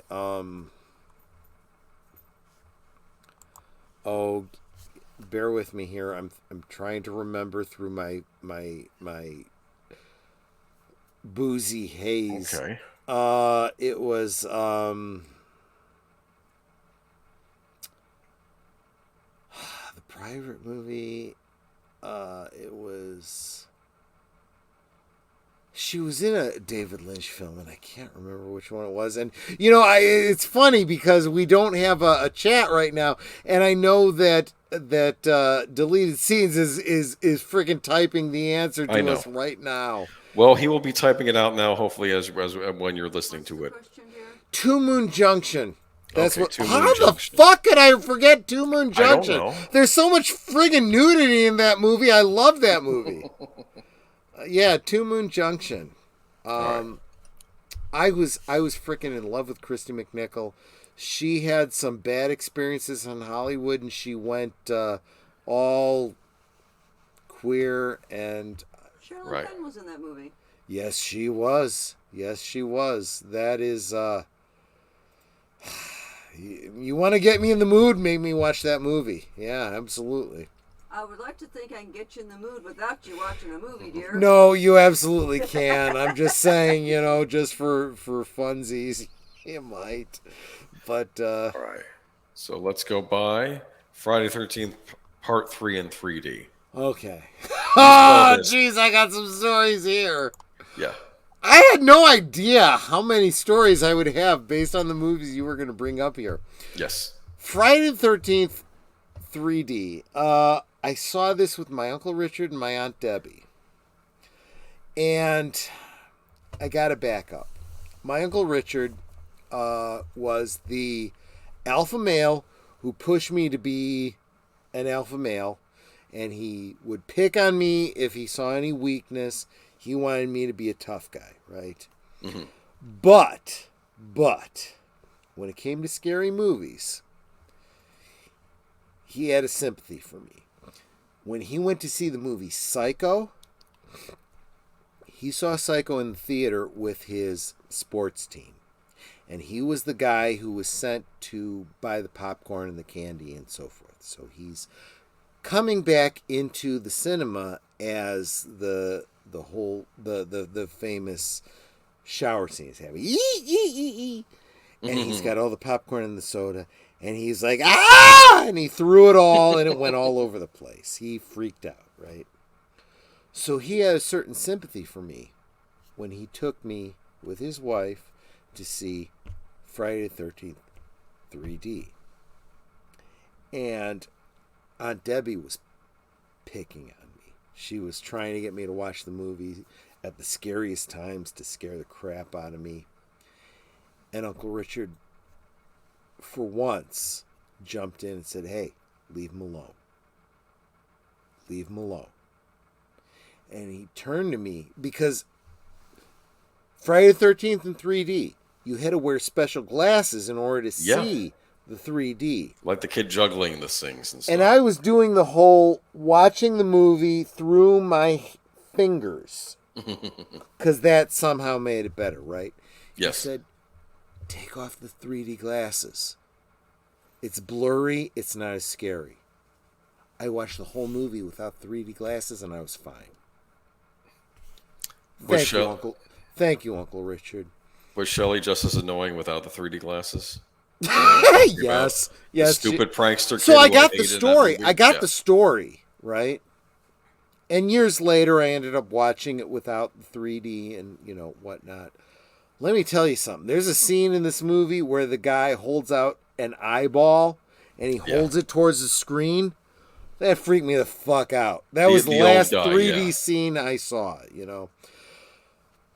This actually reminds me, this era, not specifically this year, but, the range of years around this, 3D was real big. And look, if you've seen a 3D movie in the theaters recently, maybe on an IMAX screen, you don't know what 3D is. This was 3D where they would hold something out at you and it was like it was 2 inches away from your eyeballs. It was that realistic.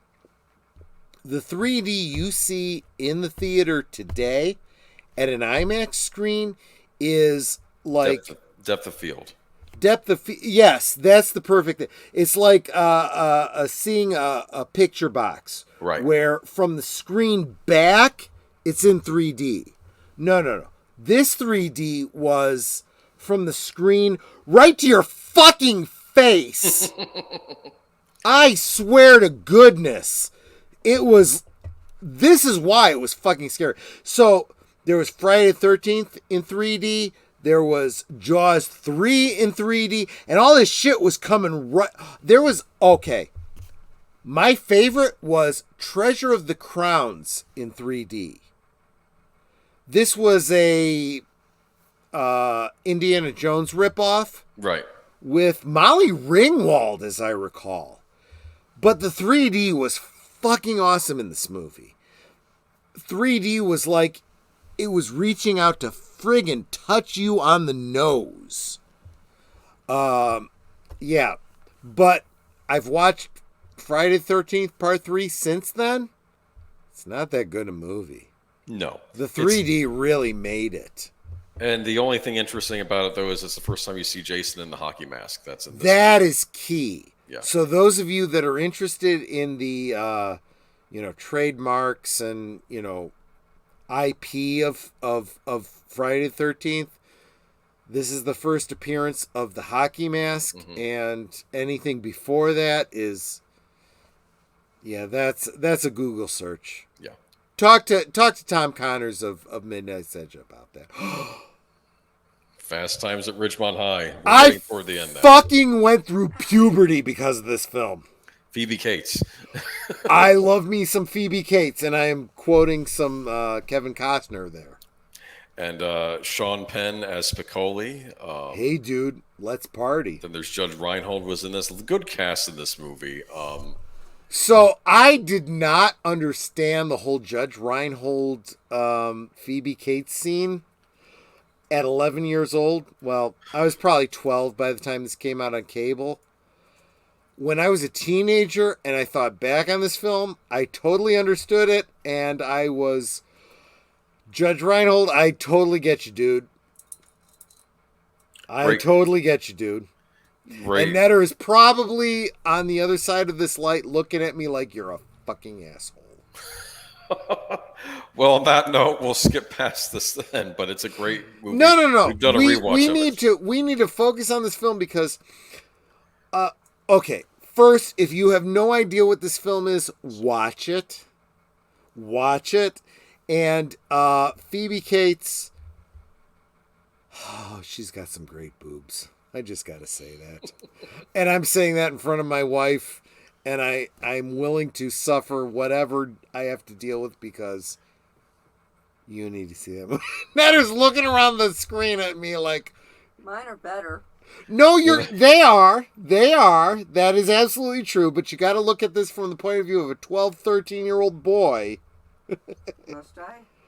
No, you don't have to. I'm just saying. Oh my gosh. Go back to the thumbnail for this film, and there is a line from NCIS where Kevin Costner's like, "Oh, I love me some Phoebe Cates. This is why." Yeah. This is why. But great classic movie. Mr. Han, played by Ray Walston, I think his name was, from My Favorite Martian. He's in this. Oh, so if you're on your time, you are also on my time. Yeah. And oh my gosh, that is a great bit. Yeah, absolutely. Hey, bud, let's party. Yeah. Great classic teen comedy. Great soundtrack, too. And well worth Help the time. me out with that soundtrack. What were some of the songs from that? There was the song by the Go-Go's. Okay, I gotta fucking look this up because you don't remember. I don't remember because I don't have access because I'm doing... I could look things Fast up. Times at Ridgemont High soundtrack. Okay, so what do we got here? We got Highway Runner, Raised on the Radio, Never Surrender, She's My Baby, The Look in Your Eyes, Fast Times by Billy Squier. Oh, I remember that film. Mm-hmm. I'm not seeing one by the Go-Go's. What's happening here? I don't know. I thought there was a Go-Go song in this. Jackson Brown, somebody's... she must be somebody's baby. I didn't realize that was on this soundtrack. Stevie Nicks, Sleeping Angel. Oh my God, I love Stevie Nicks. That's a whole... Stevie Nicks has a great number of songs. We may not even get to that tonight. We may have to revisit 1982. Maybe. Sammy Hagar, Fast Times at Ridgemont. Yeah, that's Sammy Hagar. Don Henley, Love Rules. John Walsh, Waffle Stomp. Oh my God, this was a great soundtrack. Speeding, the Go-Go's. There you go. All right. Holy cow. So... I'm not going to get to this tonight. I know Yeah. I'm not going to get to this tonight. But soundtracks from these movies, 1982, we'll have to do a whole separate stream just on soundtracks of 1982. Yeah. All right. I got to be wrapping up soon, but Class of 84. Help me out with 1984. this. I don't know this one. I don't know this one either. I have the DVD. I've been meaning to watch it, but I think it's like where the teacher gets hired at like the worst school, and this is like a school gang in the school. Who was in it? I don't know. Well, look it up, damn it. You're the sober one here. You're the designated driver. I'm the sober one. I don't have access to my computer because I'm saying it was a screenplay by Mark Lester, starring Okay, Perry I'll King. look it up. Perry King. Class We're moving on to the last movie. No, 1984. Timothy Van Patten is in it. You know Timothy Van Patten? I know the Van Patten name, absolutely. Anyway. Perry King, Timothy Van Patten. Roddy McDowall was in this movie. I love Roddy McDowall. Yeah. I love everything he's in. Since you haven't seen it and I have been meaning to see it, I own the DVD, just haven't got. Well, we will skip on to our. Remind me about this later. I will watch it. Maybe we'll end up doing a friggin' rewatch. Maybe we should do, or even a talk on it. That might be an idea. And our final movie, The Beastmaster. Beastmaster. Okay, so this one I saw on cable. It played on repeat over and over on cable. Mark Singer, who I had previously seen on V. We've done talks about V. And it's the blind dude. Oh, yes, and the blind dude on If You Can See What I Hear. We did a rewatch of that. If you haven't seen that, check out, our rewatch and check out that movie. I love that movie. But Tanya Roberts. Yeah, oh my gosh. Again, 11-year-old Troy, 12-year-old Troy, probably by the time I saw this on cable. Totally prepubescent. Totally getting into the whole Tanya Roberts nude scene thing. I had a poster of Tanya Roberts on my wall in my bedroom. Yeah. Cool. But Mark Singer, and I kind of find it interesting that we started with a sword and sorcery barbarian movie and we end with one. This movie also became a series on TNT. Was it TNT? I think so, yeah. Or was it maybe it was syndication? It was one of those syndicated channels back when that stuff was first starting. There was some major changes there, but it was phenomenally brilliant, and I loved it. And mostly because I loved this movie. Love Bryan Singer. Never met him, by the way. If he's at a convention locally, I got to get there just to tell him, dude, you're awesome. For all the movies that you did that shaped my childhood and who I am today. Some great stuff. Look, you don't need to retain anything else from tonight's stream other than the names of these films.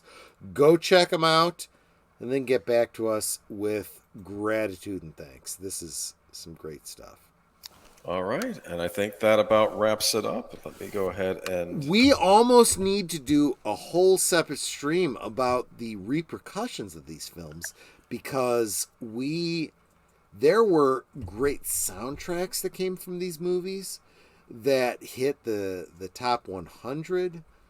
I don't even want to get into it right now. We've spent all of our time on movies.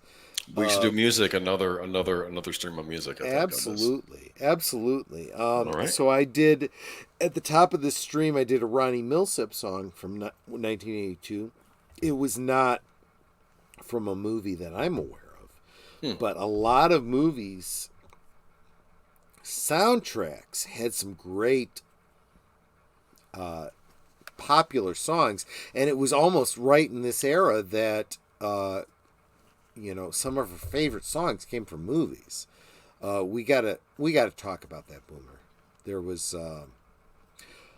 like 5 different Fleetwood Mac songs that came out this year that were probably directly responsible for me falling in love with Stevie Nicks. Just saying. Yep. What year did Rumors come out? It was 70, 79? I don't know. Something like that. But a lot of those songs were popular in the 80s. And the fact that Netter's a big Rumors fan, that helps us. And then, of course, because she's the, skinny blonde, I have a type. I really do. But I think for tonight, though, we'll have to table this because I got to get going. But Yeah, I think we went way too long. I didn't realize it was going to go on this long. You can always edit it down. Holy cow! Did we go 3 hours? We went over 3 hours. I didn't intend that. Holy crap! If StreamYard allows me to do a 3-hour stream, I'm gonna go ahead and fucking post this. Okay. This is some pretty good shit. I will look forward to what the stream has to say about this. This was fun, Agent Boomer. I thank you so much. You're welcome. This was your idea, and I had a lot of fun with it. It was 1982. This could be before some of you all were born. Yeah, probably. But this is a touchstone in history. Check it out if you can. Let's see. Boomer, what do we got coming up? Okay, give me a second. I'll open up my notes.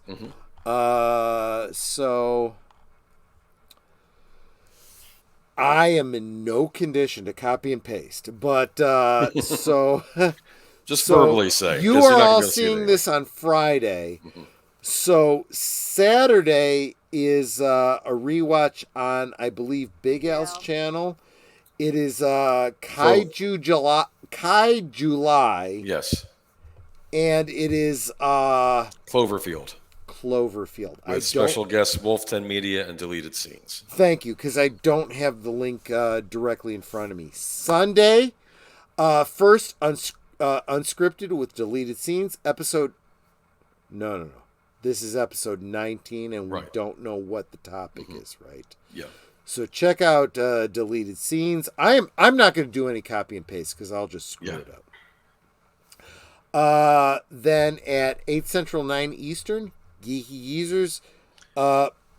But you're on your own, I think. I'll be on my own, but I may have a guest on, so we'll see. I'll figure something out. May not be Geeky Geezers, maybe something else. But fuck it, just subscribe to @Agent Boomer. Then you'll see what I have posted. Yeah. You need to do that. If you're a part of this community and you haven't subscribed to Agent Boomer, what the hell's wrong with you? Gotcha.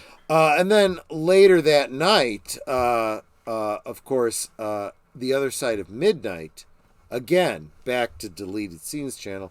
There's no way to know what he's going to be talking about, but you could be a part of it. Just log in and check out the stream and see. Let's see. Do you know about it Monday, Tuesday, Wednesday at all? Nothing going on as far as I know. I know Thursday Netter is going to be on again, though, right? Yes, Thursday on Netter's Network. Netter, what are you doing next Thursday, because I am too effed up to figure it out? Thursday on Netter's Network. Thursday Things. I will be having special guest Fletcher Williams. I Suck at Games channel. Fletcher Williams is... That's this week, though. Yeah, no, that's actually Following this week. That's actually this week. Remember, we're in the future. Oh, okay. So what's the following week? Following week, my special guest will be Baron Orman Tagge. Oh, yeah. Tagge. We'll have to ask him, when we go live, how he pronounces that. Teague. Tagge. Yeah, no. He's good. He's good, people. Look, subscribe to Netter's Network. If you are subscribed to me and not subscribed to Netter's Network, you are missing half of the goodness. Yes. In fact, she is the better part of me. So if you're not subscribed to her, you're missing, the better part. That is a Netter's Network. She just covered the next 2 weeks. And then Friday will be another Friday night. Friday, I have no friggin' clue because I haven't set it up and I'm flipping drunk right now. Gotcha. So who knows? Well, on that note, I guess we should call it a night. Absolutely. Guys, I want to thank you so much. Yeah, this wasn't a live stream, but I will catch up on all of the chat. I hate listening to my own voice, but I will do it for you so that I can, follow the chat and see what you guys all had to say. Because I super appreciate every single one of you. You are the reason I do this. If you guys weren't tuning in and encouraging me, I'm like a squirrel. You keep feeding me, I keep coming back. You keep encouraging me, I'll keep doing streams. So I thank you so much for everything that you guys do. And Boomer, any last thoughts? Nothing. Enjoyed words? this.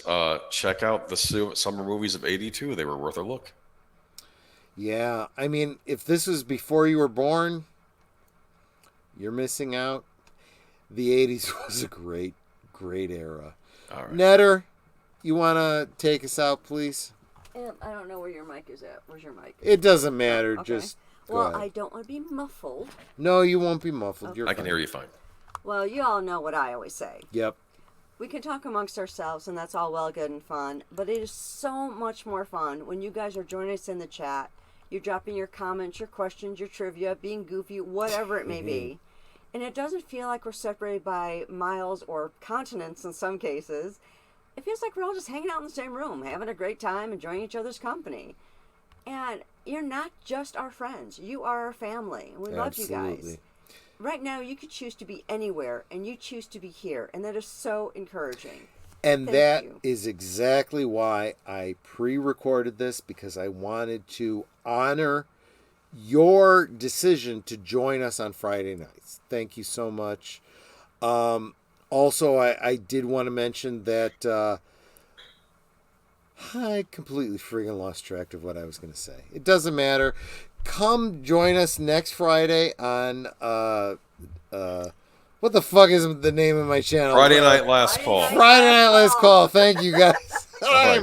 I'm looped, and this is Deleted Scene's fault because he bought me a drink. And if you want to buy me a drink, I don't know if the link is in the chat, but it's definitely in the description of the stream.